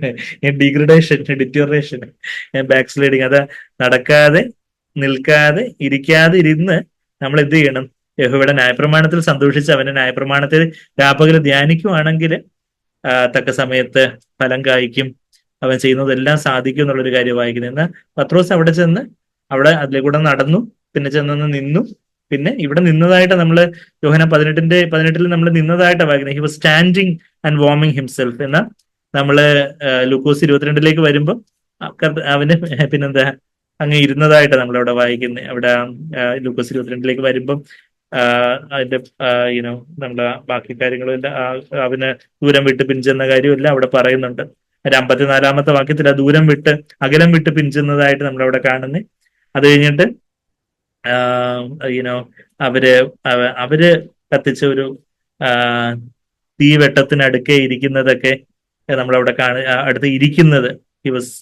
He sat in the fire light എന്നുള്ള കാര്യം അതിന്റെ 56-ാമത്തെ വാക്യത്തിൽ നമ്മൾ വായിക്കുന്നത്. Peter was sitting among them. 56-ാമത്തെ വാക്യത്തിൽ അവരുടെ ഇടയിൽ ഇരുന്നതായിട്ട്. ആദ്യം നിന്ന് തീ കാഞ്ഞു പോകും. ഇവരുടെ ആൾക്കാരൊക്കെ നമ്മള് ബാക്കി അവിശ്വാസികളുമായിട്ട് ഉള്ള നമ്മളുടെ സമ്പർക്കങ്ങളും കാര്യങ്ങളും ഒക്കെ നമ്മൾ എല്ലായിടത്തും ദൈവത്തിന്റെ സൗരഭ്യവാസനയാകണമെന്ന അവരുടെ ഒരു നെഗറ്റീവ് ഇൻഫ്ലുവൻസിലേക്ക് പോകത്തക്കവണ്ണം നമ്മൾ അവരുടെ കൂടെ ചെന്ന് നിന്ന് അവിടെ ചെന്നിരുന്ന് അവിടെ ചെന്ന് പരിഹാസികളുടെ ഇരിപ്പിടത്തില് ബാക്കി എല്ലാവരും പല കാര്യങ്ങളൊക്കെ പരിഹാസവും ദ്വയാർത്ഥ പ്രയോഗങ്ങളായിട്ടുള്ള പല അശ്ലീല തമാശകളും ഒക്കെ പറയുന്നിടത്ത് നമ്മൾ ചെന്ന് ഇരിക്കുവാണെങ്കിൽ നമ്മൾ എപ്പം പാപത്തിൽ വീണില്ലെന്ന് ചോദിച്ചാൽ മതി. അപ്പൊ അതുപോലുള്ളൊരു കാര്യം നമ്മളിവിടെ വായിക്കുന്നത്. അന്ന് നമ്മൾ തിരിച്ച് യോഹന്നാൻ 18:18 വരുമ്പോൾ അവിടെ ആ ഒരു അന്ത്രാക്കിയ, അവിടെ ഒരു തീക്കനൽ കൂട്ടിയ സ്ഥലത്ത് പത്രോസും അവരോട് കൂടെ തീ കാഞ്ഞുകൊണ്ട് നിന്നതായിട്ട് നമ്മൾ വായിക്കുന്നുണ്ട്, പിന്നീട് ഇരുന്നതായിട്ട് വായിക്കുന്നുണ്ട്. പക്ഷെ യോഹന്നാന് അവിടെങ്ങും ചെന്ന് നിന്നതായിട്ടൊന്നും നമ്മൾ വായിക്കുന്നില്ല. അപ്പൊ അത് കഴിഞ്ഞിട്ട് അപ്പൊ ഇത് നടക്കുമ്പോൾ പത്രോസ് ഇവിടെ തള്ളി പറഞ്ഞുകൊണ്ടിരിക്കുക. അവിടെ കർത്താവിന്റെ അവിടുത്തെ എന്താ നടക്കുന്നത്? 19-ാമത്തെ വാക്യം, മഹാപുരോഹിതൻ യേശുവിനോട് അവന്റെ ശിഷ്യന്മാരെയും ഉപദേശത്തെയും കുറിച്ച് ചോദിച്ചു. ശിഷ്യന്മാരെ കുറിച്ച് ചോദിച്ചു, ഉപദേശത്തെ കുറിച്ച് ചോദിച്ചു. കർത്താവ് ഉത്തരം പറയുമ്പോൾ ഉപദേശത്തെ കുറിച്ച് മാത്രമേ ഉത്തരം പറയുന്നുള്ളൂ, ശിഷ്യന്മാരെ കുറിച്ച് കർത്താവ് ഉത്തരം പറയുന്നില്ല. ശിഷ്യന്മാരെ നിങ്ങൾ ശല്യപ്പെടുത്താൻ പോകേണ്ട, കാര്യങ്ങൾ അങ്ങോട്ട് കർത്താവ് വളരെ ജ്ഞാനത്തോടെ ശിഷ്യന്മാര് അവര് ഇന്നടത്തു നിന്നുള്ളവരാ, പത്രോസ് ഇന്ന സ്ഥലത്തു നിന്നുള്ള ഇന്ന ആളുടെ മകനാ, അവരുടെ അഡ്രസ് ഇതാ, അവരുടെ ഫോൺ നമ്പർ ഇതാന്നൊന്നും പറഞ്ഞ് കർത്താവ് വിസ്തരിക്കാൻ പോയില്ല. രണ്ടുപേരെ കുറിച്ച് അത് ആദ്യം ശിഷ്യന്മാരെ കുറിച്ചും ഉപദേശത്തെ കുറിച്ചും ചോദിച്ചു. കർത്താവ് ഉപദേശത്തെ കുറിച്ച് മാത്രം പറഞ്ഞു. എത്ര ജ്ഞാനത്തോടെ കർത്താവ് ഉത്തരം പറഞ്ഞു എന്നുള്ള കാര്യം നമ്മളോട് വായിക്കുന്നത്. നമ്മള് ആവശ്യമില്ലാത്തതെല്ലാം ചെന്ന് ആവശ്യമില്ലാത്തവരോടൊക്കെ ചെന്ന് വിളമ്പി പല ഇടാകൂടത്ത് ചെന്ന് ചാടും. ഇന്ന് കർത്താവ് പറഞ്ഞിരിക്കുന്നത് പ്രാവിനെ പോലെ നിഷ്കളങ്കര, എന്നാ പാമ്പിനെ പോലെ ബുദ്ധിയുള്ളവരായിരിക്കണം. അത് ആദ്യം എന്താ പറഞ്ഞിരിക്കുന്നത്? പ്രാവിനെ പോലെ നിഷ്കളങ്കരും പാമ്പിനെ പോലെ ബുദ്ധിയുള്ളവരും എന്നല്ല പറഞ്ഞിരിക്കുന്നത്. ആദ്യം പറഞ്ഞിരിക്കുന്നത് പാമ്പിനെ പോലെ. നമ്മളത് മത്തായി 10-ാം വാക്യം വായിക്കുവാണെങ്കിൽ, ആ ഓർഡർ നമ്മൾ വായിക്കുവാണെങ്കിൽ ആദ്യം ഷൂഡ് സെർപ്പൻസ്, അത് കഴിഞ്ഞിട്ട് എന്താ ആ ഒരു ജ്ഞാനത്തെ കർത്താവ് ഊന്നി പറയുക ചെയ്യുന്നത്. അതാ മത്തായി 10:16 ചെന്നായ്ക്കളുടെ നടുവിൽ ആടിനെ പോലെ ഞാൻ നിങ്ങളെ അയക്കുന്നു, ആകെ പാമ്പിനെ പോലെ ബുദ്ധിയുള്ളവരും പ്രാവിനെ പോലെ കളങ്കമില്ലാത്തവരും ആയിരിക്കാൻ. ആദ്യം തന്നെ കർത്താവ് ആ പാമ്പിനെ പോലെയുള്ള ഒരു ബുദ്ധിയുള്ളവരായിരിക്കാൻ. നമ്മള് ചോദിക്കുന്ന, നമ്മൾ കള്ളം പറയരുത്, എന്ന് ചോദിക്കുന്നതെല്ലാം അതുപോലെ അപ്പടിയെ അങ്ങ് പറയരുത്. ജ്ഞാനത്തോടെ എന്ത് പറയണം, ഇവർക്ക് എന്ത് എത്ര പറയണം, എത്രമാത്രം പറയണം, പറയുന്നതൊക്കെ സത്യമായിരിക്കണം, എന്നാൽ എത്രമാത്രം പറയണം എന്നുള്ള കാര്യം ജ്ഞാനത്തോടെ പറയണം. ഇപ്പൊ ആ ഒരു കാര്യം നമ്മൾ തിരിച്ച് യോഹന്നാൻ 18:19 വായിക്കുമ്പോൾ ശിഷ്യന്മാരെ കുറിച്ച് ഉപദേശത്തെ കുറിച്ച് ചോദിച്ചു. അതിന് യേശു, ഞാൻ ലോകത്തോട് പരസ്യമായി സംസാരിച്ചിരിക്കുന്നു. കർത്താവ് വളരെ കൂളായിട്ട് പറയുക, ഞാൻ എല്ലാവരോടും ഓപ്പൺ ആയിട്ടല്ലേ സംസാരിച്ച്, ഇനിയിപ്പം ഉപദേശ സംഹിതയൊക്കെ പറയേണ്ട കാര്യമില്ല, എല്ലാവരും കേട്ട കാര്യങ്ങളില്ല, അവരോട് ചോദിച്ചാൽ മതിയല്ലോ. പള്ളിയിലെ എല്ലാ യഹൂദന്മാരും കൂടുന്ന ദേവാലയത്തിൽ ഞാൻ എപ്പോഴും ഉപദേശിച്ചു. ഞാൻ രഹസ്യമായിട്ടൊന്നും സംസാരിച്ചിട്ടില്ല. ഞാൻ ആ വേഴ്സ് ടു വേഴ്സ് ബൈബിൾ സ്റ്റഡിയിൽ സാഗ്ലർ പറയുന്ന ഒരു കാര്യം കേൾക്കുമായിരുന്നത്, ഈ കൾട്ട് ലീഡേഴ്സ്, അന്താരാധന സമൂഹങ്ങൾ, അങ്ങനെയുള്ള ആൾക്കാർക്കൊക്കെ ചില രഹസ്യ ഉപദേശങ്ങൾ ഉണ്ടായിരിക്കും. അവര് പരസ്യമായിട്ടുള്ള കുറച്ച് കാര്യങ്ങളൊക്കെ പറയുന്ന അവരുടേതായ ചില രഹസ്യ ഉപദേശങ്ങൾ അവരുടേതായ അത് പൊതുവായിട്ടൊന്നും പറയത്തില്ല. എന്നാൽ യഥാർത്ഥത്തിലുള്ള ഒരു ദൈവം പണിയുന്ന ഒരു സഭയിലുള്ള ഒരു ഉപദേശം എന്ന് പറഞ്ഞാൽ അതിനെ മറക്കാനൊന്നുമില്ല. നമ്മളിതാ വിശ്വസിക്കുന്നത്, ഇതാ ഹരിക്കുന്നത് പറയുന്നത്, അല്ലാതെ അതിന് ഒരു മറവായിട്ടുള്ളൊരു ഉപദേശം, തെളിവായിട്ടുള്ള വേറൊരു ഉപദേശം, അങ്ങനെയുള്ള കൾട്ടിന്റെ ലക്ഷണങ്ങളായി രഹസ്യമായിട്ടുള്ള ഉപദേശങ്ങളൊക്കെ. പക്ഷെ കർത്താവ് പറഞ്ഞ് ഞാൻ രഹസ്യമായിട്ടൊന്നും സംസാരിച്ചിട്ടില്ല. ശരി, കർത്താവ് ശിഷ്യന്മാരോട് പല കാര്യങ്ങൾ പേഴ്സണലായിട്ടൊക്കെ പറഞ്ഞു എന്ന്, ബാക്കിയുള്ളവരോട് പറയേണ്ട കാര്യങ്ങൾ ബാക്കിയുള്ളവരോട് പറഞ്ഞു എന്ന്, ഇന്നയാൾ അറിയരുത്, അത് അറിയരുത് ആരോടും, അങ്ങനെയുള്ള ആ ഒരു രീതിയിലുള്ള രഹസ്യ സ്വഭാവത്തിലുള്ള എന്തോ എന്തിനാ പറയുന്നത്, പല തീവ്രവാദ സംഘടനകൾക്കൊക്കെ രഹസ്യ സ്വഭാവം ഉള്ളത്. അവര് ആ ഭരണകൂടത്തെ അട്ടിമറിക്കാനായിട്ട്, ഇവര് പറയുന്നത് റോമൻ ഗവൺമെന്റിനെ അട്ടിമറിക്കാനായിട്ട് കർത്താവ് എന്തോ ചെയ്തു എന്നൊക്കെ അവർ ആരോപിക്കാൻ പോകുന്നത്. അപ്പം കർത്താവ് ഞാൻ രഹസ്യമായിട്ടൊന്നും സംസാരിച്ചിട്ടില്ല, ഞാൻ പരസ്യമായിട്ടില്ല സംസാരിച്ച, എല്ലാവരും എന്നെ കേട്ടതല്ലേ.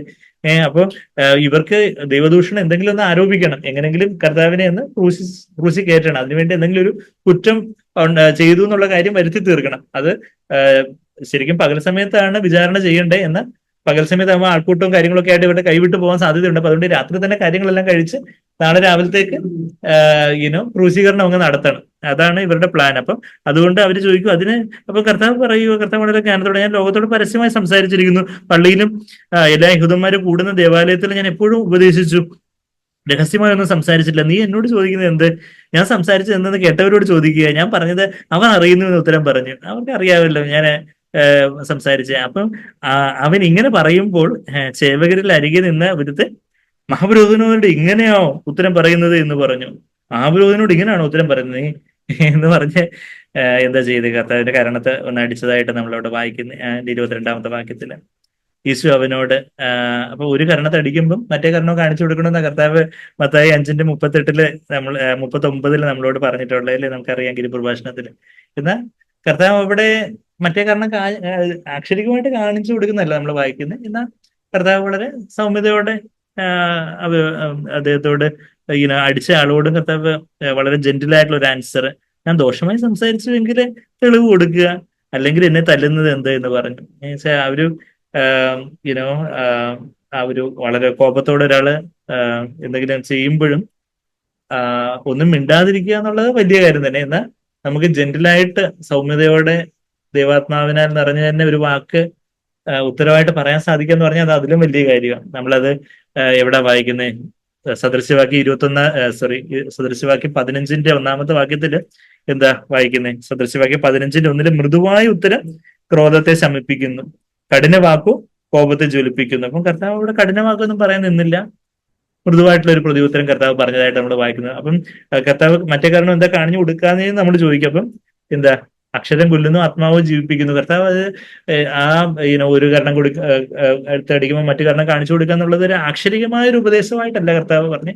അത് എന്താ ദുഷ്ടനെ തടുക്കരുത്, ഒരു കാരണത്തെ അടിക്കുമ്പോൾ മറ്റേ കാരണം കാണിച്ചു കൊടുക്കണം മത്തായി 5:39 പറയുമ്പോൾ നമ്മള് വില്ലിങ് ടു ബി എക്സ്പ്ലോയിറ്റഡ്, കർത്താവിന്റെ നാമത്തിനായിട്ട് നമ്മള് ചില കാര്യങ്ങളിൽ ചില കഷ്ടങ്ങളിലൂടെ കടന്നു പോകാനായിട്ട് ദൈവം ഏൽപ്പിച്ചു കൊടുക്കും.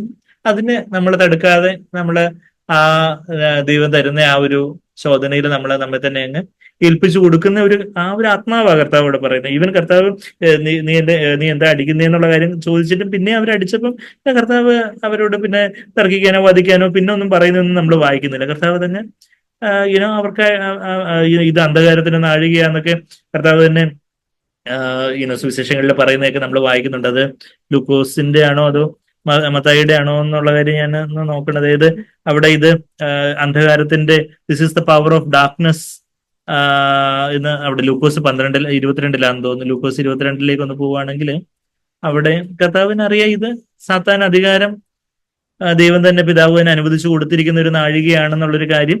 അതെ, ഇത് തന്നെ ലൂക്കോസ് 22:53 നമ്മളത് വായിക്കുന്നത്. ഞാൻ ദിവസേന ദേവാലയത്തിൽ നിങ്ങളോട് കൂടി ഇരുന്നിട്ട് എന്റെ നേരെ കൈ ഓങ്ങിയില്ല, എന്നാൽ ഇത് നിങ്ങളുടെ നാഴികയും ഇരുളിന്റെ അധികാരവും ആകുന്നുവെന്ന് കർത്താവ് പറഞ്ഞതായിട്ട് നമ്മളവിടെ വായിക്കുന്നത്. അപ്പൊ ആ ഒരു കർത്താവ് അക്ഷരം കൊല്ലുന്നു, ആത്മാവ് ജീവിപ്പിക്കുന്നു 2 Corinthians 3:6 നമ്മൾ വായിക്കുന്നത്.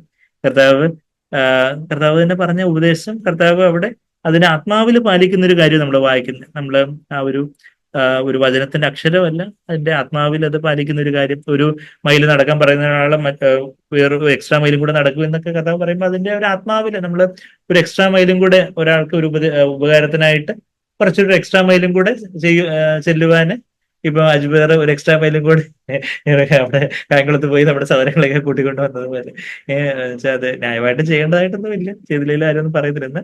എക്സ്ട്രാ മൈലും കൂടെ എന്ന് പറയുന്നത് അതൊരു ആത്മാവില് നമ്മളൊരു നമ്മള് കുറച്ചുകൂടി ഒരു സാക്രിഫൈസ്, ചില കാര്യങ്ങൾ ചില അസൗകര്യങ്ങൾ അങ്ങ് എടുക്കുന്നു മറ്റുള്ളവർക്കൊരു ഹെൽപ്പിനായിട്ട് എന്നാ പറയുന്ന പോലെ. അപ്പൊ ആ ഒരു കാര്യം നമ്മളവിടെ വായിക്കുന്നത്. അത് കഴിഞ്ഞിട്ട് ഇനി 24ാമത്തെ വാക്യം കൂടെ വായിച്ച് നമുക്ക് നിർത്താം. 24ാമത്തെ വാക്യത്തില് ഹന്നാസ് അവനെ കെട്ടപ്പെട്ടവനായിട്ട് മഹാപുരോഹിതനായ കയ്യഫാവിന്റെ അടുക്കല് അയക്കുന്നതായിട്ടുള്ള ഒരു കാര്യം നമ്മളിവിടെ വായിക്കുന്നത്.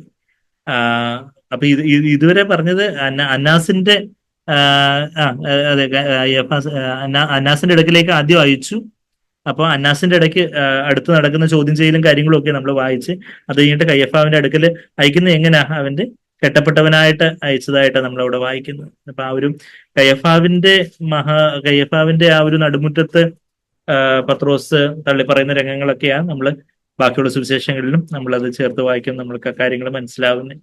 അപ്പോ നമുക്ക് വേണ്ടി കെട്ടപ്പെട്ടവനായിട്ടുള്ള കർത്താവ് നമ്മൾ ഇന്ന് എല്ലാ മേഖലയിലും സ്വാതന്ത്ര്യം പ്രാപിക്കാനായിട്ട് കർത്താവ് കെട്ടപ്പെട്ടു എന്നുള്ളൊരു കാര്യം നമ്മളുടെ ഹൃദയത്തെ അത് സ്വാധീനിക്കട്ടെ. അതുപോലെ തന്നെ നമ്മളിന്ന് കേട്ട പല പല കാര്യങ്ങൾ നമ്മൾ കേട്ടു. തിരുവെഴുത്തുകൾ നിവൃത്തിയാകണം. എല്ലാ കാര്യത്തിലും നമ്മുടെ ഏതെല്ലാം സാഹചര്യത്തിലൂടെ പോകുമ്പോഴും ദൈവത്തിന്റെ തിരുവെഴുത്തുകൾ നമ്മൾ നിവൃത്തിയാകേണ്ടതിനായിട്ട് ദൈവം ഓരോ കാര്യങ്ങളും അനുവദിക്കുന്നത്. എന്റെ ജീവിതത്തിൽ ഈ വചനം ജഡമായി തീരാൻ വേണ്ടി, യേശുവിൽ വചനം ജഡമായി തീർന്നതിലും വചനം ജഡമായി തീരാൻ വേണ്ടിയാണ് ദൈവം എന്നെ പല പരീക്ഷകളിലൂടെയും പല പ്രതിസന്ധികളിലൂടെയൊക്കെ കടത്തി വിടുന്നത്. ഏതൊരു കാര്യത്തിൽ കർത്താവ് അവിടുത്തെ വചനം എന്നിൽ നിവൃത്തിയാകണം. പല അനുകൂലമായിട്ടുള്ള സാഹചര്യങ്ങളിലൂടെ നമ്മൾ പോകുമ്പോഴും അവിടെയും കർത്താവിന്റെ വചനം നിവൃത്തിയാകണം. പിന്നെ കർത്താവിന്റെ ഒരു പത്രോസിന്റെ പത്രോസ് ഒരു ചാർക്കോൾ ഫയറിന്റെ കാര്യമൊക്കെ നമ്മൾ കേട്ടു.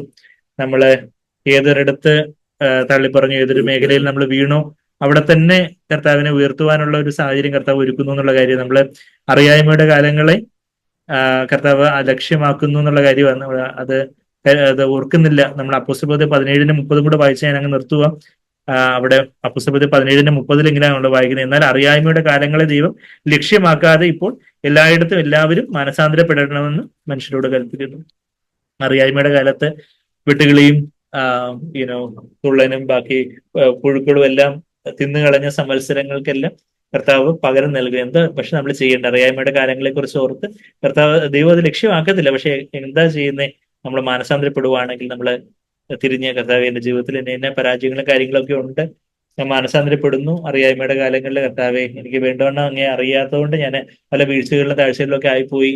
എന്നാൽ ഏതൊരു തീക്കനലിന്റെ മുമ്പിൽ ഞാൻ തള്ളി പറഞ്ഞു, അതേ തീക്കനലിന്റെ മുമ്പില്, അതുപോലൊരു തീക്കനലിന്റെ മുമ്പില് വീണ്ടും അവിടുത്തെ ഏറ്റുപറയാനുള്ള അവസരങ്ങൾ എനിക്ക് നൽകണേ. നമുക്ക് പ്രാർത്ഥിക്കാം. കർത്താവ് നമുക്ക് വീണ്ടും അവസരങ്ങൾ നൽകും. അവിടെ കർത്താവിനെ സാക്ഷിക്കുവാനും കർത്താവിന് വേണ്ടി കർത്താവിന്റെ നാമത്തെ ഉയർത്താനും ഒക്കെ ദൈവം നമ്മളെ സഹായിക്കും. പിന്നെ ജ്ഞാനത്തോടെയുള്ള പ്രതിയുത്തരം, ജ്ഞാനത്തോടെ കർത്താവ് സംസാരിച്ചു, സൗമ്യതയോടെ കർത്താവ് സംസാരിച്ചു. ഒരാൾ കരണത്ത് അടിക്കുമ്പോഴും കർത്താവ് കോപിച്ച് അലറാതെ എന്താ അടിക്കുന്നത്, തെറ്റ് എന്തെങ്കിലും പറഞ്ഞെങ്കിൽ അത് പറഞ്ഞാൽ മതിയല്ലോ, ശരിയായിട്ടാ പറഞ്ഞെങ്കിൽ എന്തിനാ എന്നെ അടിക്കുന്നത് എന്നുള്ള കാര്യം മൃദുവായിട്ടുള്ള കർത്താവിന്റെ ആ ഒരു ഉത്തരവൊക്കെ നമ്മളവിടെ വായിക്കുന്നു. അപ്പം യേശുവിനെ അവിടെ എല്ലാം കാണാനും കർത്താവെ അങ്ങേപ്പോലെ എന്നെ ആക്കി തീർക്കണം. നമ്മുടെ ജീവിതത്തിലും ഓരോ മേഖലയിൽ യേശുവിനെ പോലെ ആയി തീരണം. ആ പരാജയങ്ങളിലെല്ലാം, പരാജയപ്പെട്ടെടുത്തെല്ലാം കർത്താവിന് സാക്ഷിയായിട്ട് ഇനിയുള്ള കാലം ജീവിക്കണം. എന്റെ ജീവിതത്തിന് എല്ലാ മേഖലയിലും അവിടുത്തെ തിരുവെഴുത്ത് നിവൃത്തിയാകണം. അവിടുന്ന് കെട്ടപ്പെട്ടതൊക്കെ എന്നെ വിടുവിക്കാൻ വേണ്ടിയാണ്. ആ കാര്യങ്ങളൊക്കെ നമ്മളെ ഹൃദയത്തെ കൂടുതൽ ആശ്വസിപ്പിക്കുവാനും മാനസാന്തരത്തിൽ നയിക്കുവാൻ ദൈവം ഉപകരിക്കട്ടെ. നിൻ സ്നേഹം പാപിയിൽ മുമ്പൻ എന്നെയും തേടി വന്നു. ആ പത്രോസിനെ കർത്താവ് ആ കടൽപ്പുറത്ത് കർത്താവ് തേടി വന്നു. ആ തീക്കനലിന്റെ മുമ്പിൽ വെച്ച കർത്താവിനെ പത്രോസ് ഡിനൈ ചെയ്ത് തള്ളി പറഞ്ഞെന്നുള്ള കാര്യം കർത്താവ് കണ്ടുകൊണ്ടിരിക്കുവായിരുന്നു. മഹാപുരോഹിതന്റെ നടുമുറ്റത്ത് തീക്കനല് കൂട്ടിയിരിക്കുന്നിടത്ത് അവിടെ പത്രോസ് തിരിഞ്ഞു നോക്കി, യേശു നോക്കി. പത്രോസ് അത് ദുഃഖത്തോടെ കരഞ്ഞു. അപ്പൊ തീക്കനലിന്റെ മുമ്പിൽ വെച്ച പത്രോസ് ഡിനൈ ചെയ്ത് എന്നുള്ള കാര്യം, തള്ളി പറഞ്ഞെന്നുള്ള കാര്യം കർത്താവ് നോക്കിക്കൊണ്ടിരിക്കുവായിരുന്നു. പുനരുത്ഥാനമൊക്കെ കഴിഞ്ഞ് കർത്താവ് കൊച്ചു വെളുപ്പാങ്കാലത്ത് ശിഷ്യന്മാരെ തേടി ചെന്ന് അതിനു മുമ്പേ ശിഷ്യന്മാരെ തേടി ചെല്ലുന്നതിന് മുമ്പായിട്ട് കർത്താവ് അവിടെ ഒരു തീക്കനല് കൂട്ടി. അതേ തീക്കനല്, അതേ ചാർക്കോൾ ഫയർ കൂട്ടി. എന്റെ മകൻ, എന്റെ ശിഷ്യനെ എവിടാണോ അവൻ വീണുപോയി അവിടെ തന്നെ അവനെ എന്നെ ഏറ്റുപറയണം. അതും എല്ലാ ശിഷ്യന്മാരുടെ മുമ്പിൽ വെച്ച് ഏറ്റുപറയണം. നമ്മുടെ ജീവിതത്തിലും എവിടെ പരാജയപ്പെട്ടോ അവിടെ വിജയിക്കുവാനായിട്ട് നമ്മളെ വീണ്ടും തേടി വരുന്നൊരു കർത്താവ്. അതാ നമ്മൾ പാടുന്നേ: നിൻ സ്നേഹം പാപിയിൽ മുൻപൻ എന്നെയും തേടി വന്നു, നിൻ സ്നേഹം ഓർത്തെന്ന് ഞാൻ നന്ദിയാൽ പാടിയിടുമേ. നമ്മള് വീണുപോയിടത്തൊക്കെ അവിടെ കർത്താവിന് സാക്ഷിയായിട്ട് ഒരുപക്ഷെ നമ്മള് കോപിച്ചു പോയിട്ടുണ്ടാവാം, അസൂയപ്പെട്ടു പോയിട്ടുണ്ടാവാം, ദ്വേഷിച്ചു പോയിട്ടുണ്ടാവാം, ആകുലപ്പെട്ടു പോയിട്ടുണ്ടാവാം, പരാതിയും പിറുവിറുപ്പും പറഞ്ഞിട്ടുണ്ടാവാം, അശുദ്ധമായിട്ടുള്ള ചിന്തകളോ പ്രവൃത്തികളോ ഒക്കെ ഉണ്ടായിട്ടുണ്ടാവാം. ഇന്ന് എവിടാണോ നമുക്ക് വീഴ്ച ഉണ്ടായി അവിടെ എല്ലാം വീണ്ടും വീണ്ടും അവിടെ എല്ലാം ആ വെട്ടുകിളിയും പച്ചപ്പുഴുവും തുള്ളനും എല്ലാം തിന്നുകളഞ്ഞ സംവത്സരങ്ങളെല്ലാം മടക്കിത്തരുന്നൊരു കർത്താവ് എന്ന് നമ്മള് അനുതാപത്തോടെ, ഉപവാസത്തോടെ, അനുതാപത്തോടെ, പ്രാർത്ഥനയോടെ കർത്താവിന് മുമ്പാകെ നമ്മെ തന്നെ താഴ്ത്തി ഏൽപ്പിച്ചുകൊണ്ട് നമ്മൾ തിരിച്ചു വരുവാണെങ്കിൽ നമ്മളെ വീണ്ടും ചേർത്തണയ്ക്കുന്ന ആ സ്നേഹം ഓർത്താൽ നന്ദിയാൽ ഞാൻ പാടിടും. യേശുവെ, അങ്ങേപ്പോലാകാൻ ആശിക്കുന്ന എന്നുള്ള നമ്മളെ കർത്താവിന്റെ ദിവ്യ സ്വഭാവം അതെല്ലാം നമ്മൾ കാണുകയായിരുന്നു. കർത്താവ് എത്ര ജ്ഞാനത്തോടെ, എത്ര സ്നേഹത്തോടെയൊക്കെ കർത്താവ് സംസാരിച്ചു. അതുപോലെ കർത്താവെ, എന്നെയും അങ്ങേപ്പോലെ ആകുവാൻ ആ യുദാസിനോട് പോലും സ്നേഹിത എന്ന് വിളിച്ചുകൊണ്ടുള്ള സ്നേഹം അവിടെ മഹാപുരോഹിതന് മുമ്പാകെ എത്ര ജ്ഞാനത്തോടെ സംസാരിച്ചു. തന്നെ അടിച്ച സേവകനോട് എത്ര മനസ്സിലോടെ, എത്ര സൗമ്യമായിട്ട് കർത്താവ് സംസാരിച്ചു. ആ കർത്താവിനെ പോലെ, യേശുവെ അങ്ങേ പോലെ ആകാൻ ആശിക്കുന്നതിനുള്ളൂ നമ്മള് വീണ്ടും വീണ്ടും പാടുമ്പോൾ അത് വൃഥാവായിട്ടുള്ള ഒരു വാക്കുകളായി പോകാതെ യേശു കർത്താവ്, നമ്മളെ കണ്ട കർത്താവ് നമ്മുടെ മധ്യത്തിൽ ഇപ്പോഴും പോകുന്നുണ്ട്. കർത്താവിനെ നോക്കിക്കൊണ്ട് നമുക്ക് സമർപ്പണത്തോടെ നമുക്ക് പാടാം.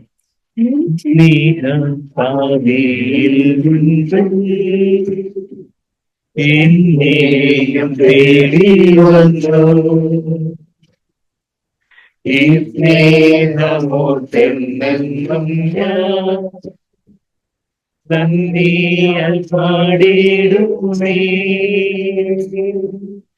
യേശുവേ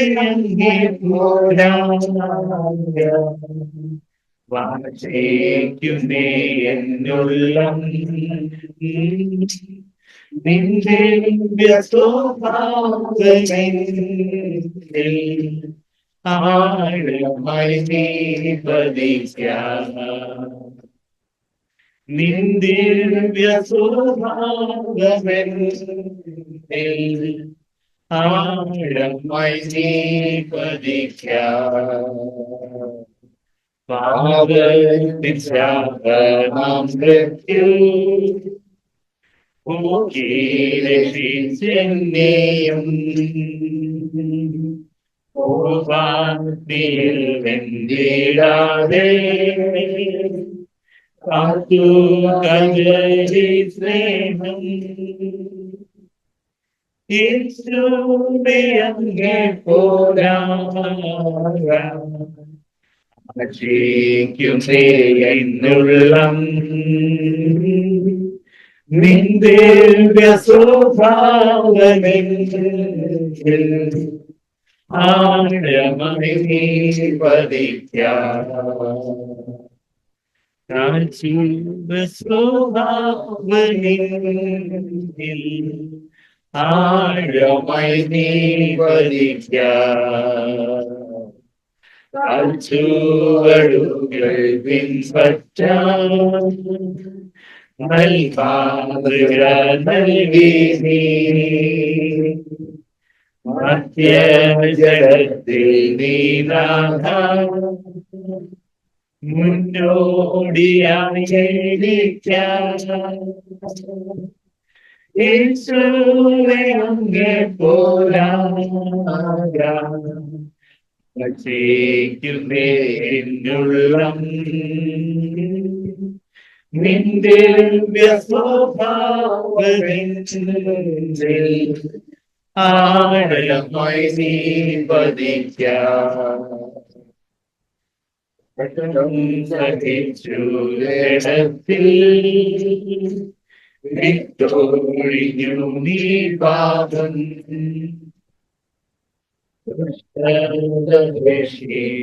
ഞാനും ഭാഗ്യമിക്കും. യേശുവേ അങ്ങേ പോരാം ആശയ്ക്കുതേ എന്നുള്ളം നിന്റെ സ്വഭാവമെന്നിൽ ആഴമായി നീ പതിക്കാം. കാണും സന്തോഷം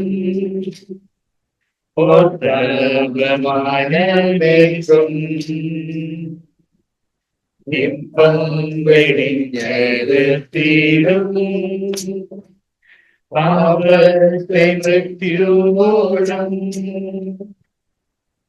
യേശുവേ അങ്ങേ പോരാം രക്ഷിക്കുമേ എന്നുള്ളം നിന്റെ സ്വഭാവമെന്നിൽ ആഴമായി നീ പതിക്കാം. പാപത്തിൻ ശിക്ഷയേറ്റു ഏൽപ്പിച്ചു നിന്നെ തന്നെ മറ്റുള്ള കുറ്റം വഹിപ്പാൻ എന്നെയും യേശുവേ അങ്ങേ പോരാം രക്ഷിക്കുമേ എന്നുള്ളം നിന്റെ സ്വഭാവമെന്നിൽ ആഴമായി നീ പതിക്കാം. സ്നേഹം കരുണ തീർന്നിടേണം നിന്നവ്യജീവന്റെ ഛായ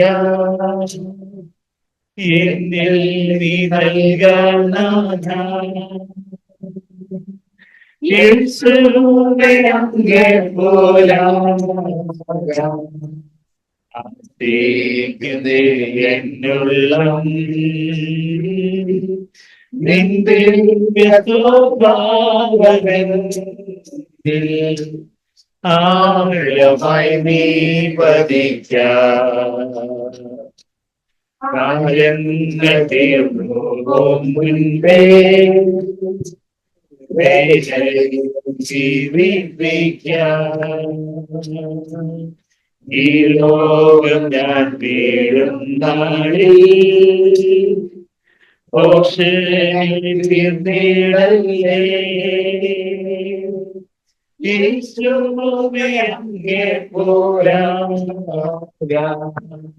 ആശ്രയിക്കുന്നേ എന്നുള്ളം. നിന്റെ സ്വഭാവമെന്നിൽ ആഴമായി നീ പതിക്കാം. നെറ്റിയിൽ കുഞ്ഞാടിൻ നാമം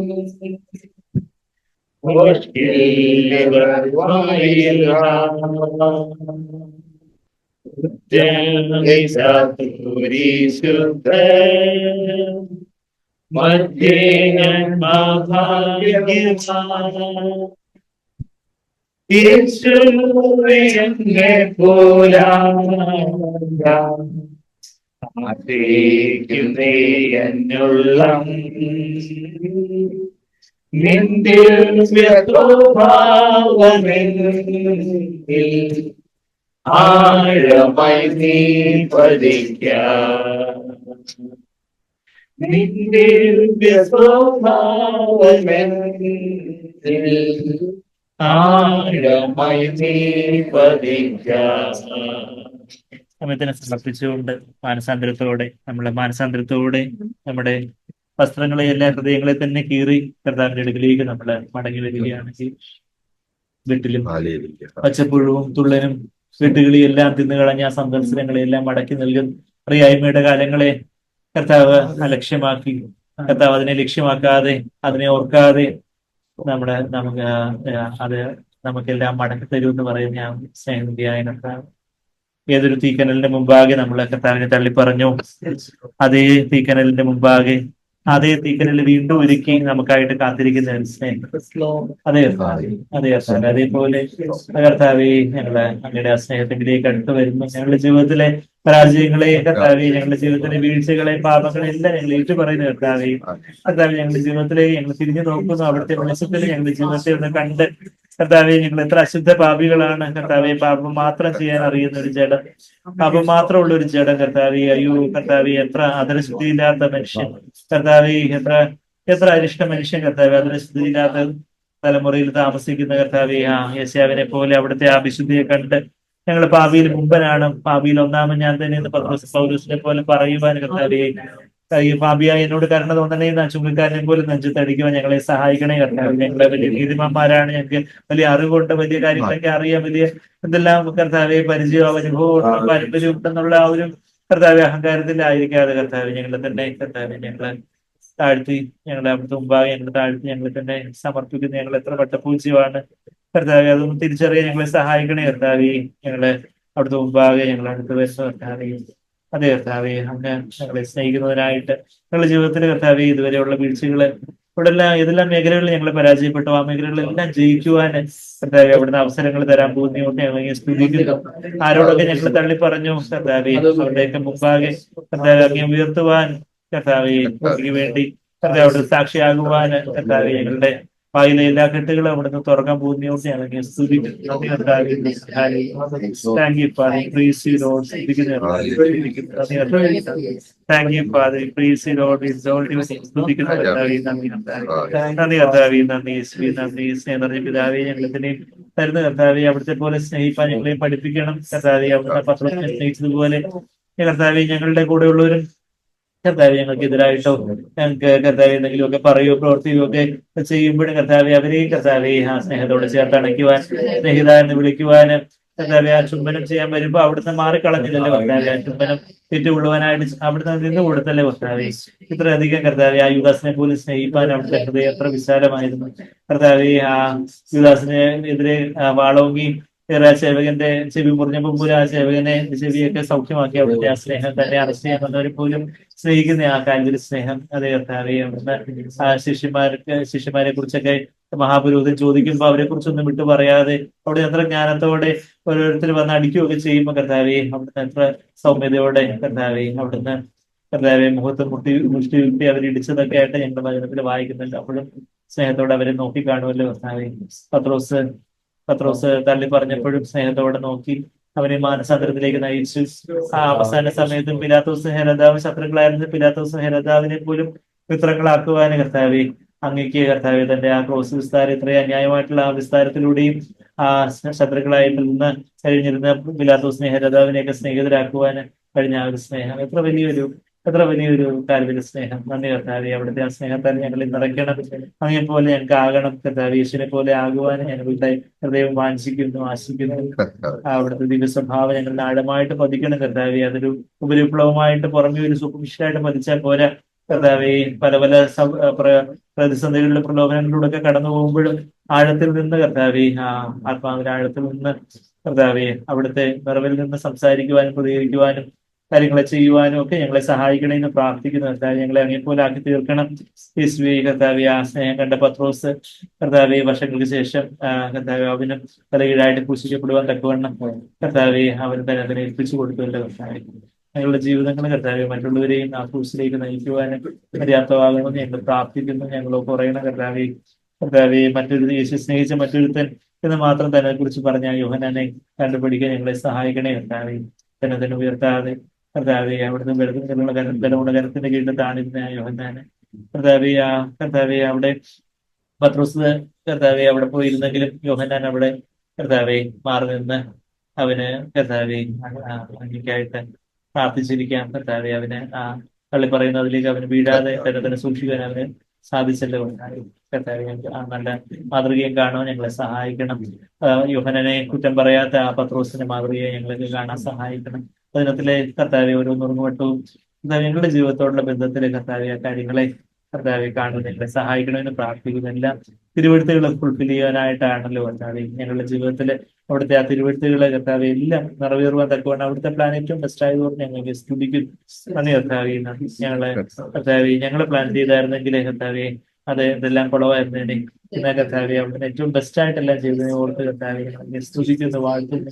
ഇത് ഞങ്ങളുടെ പരാജയങ്ങളെ എല്ലാം കവിയുന്ന കർത്താവെ അവിടുത്തെ പ്ലാനുകൾക്കായിട്ട് കർത്താവെ ഞങ്ങളുടെ വീഴ്ചകളെല്ലാം ഉണ്ടായിരുന്നിട്ടും അതിനെല്ലാം കോമ്പൻസേറ്റ് ചെയ്തുകൊണ്ട് അവിടുന്ന് കർത്താവെ എല്ലാം പ്ലാൻ ചെയ്തുകൊണ്ട് ഏറ്റവും മനോഹരമായിട്ട് അവിടുന്ന് എല്ലാം ചെയ്തുകൊണ്ട് ഞങ്ങൾക്ക് സ്തുതിക്കുന്നു. നന്ദി കർത്താവെ. നന്ദി അവിടുന്ന് കർത്താവെ ഇത്ര മനോഹരമായിട്ടെല്ലാം ചെയ്യുവാനും അവിടുത്തെ സമയത്ത് എല്ലാം മനോഹരമാക്കി തീർക്കുവാനും അവിടുത്തെ സഹായം സാധിച്ചല്ലോ. നന്ദി കർത്താവെ. ഞങ്ങൾക്ക് തരുന്ന അവിടുത്തെ ആത്മാവിനാല് ഞങ്ങളെ നിറയ്ക്കണം, ആ സ്നേഹത്താലും നിറയ്ക്കണം കർത്താവെ. അവിടുത്തെ ഏറ്റുപറയുവാൻ അവിടുത്തെ കായിട്ട് ജീവിപ്പാൻ കർത്താവ് അവിടുത്തെ കായിട്ട് ചെലവിടപ്പെടുവാൻ ഞങ്ങൾ സഹായിച്ചാൽ നന്ദി കർത്താവെ. പ്രാർത്ഥന ഇടുന്നതിനായിട്ട്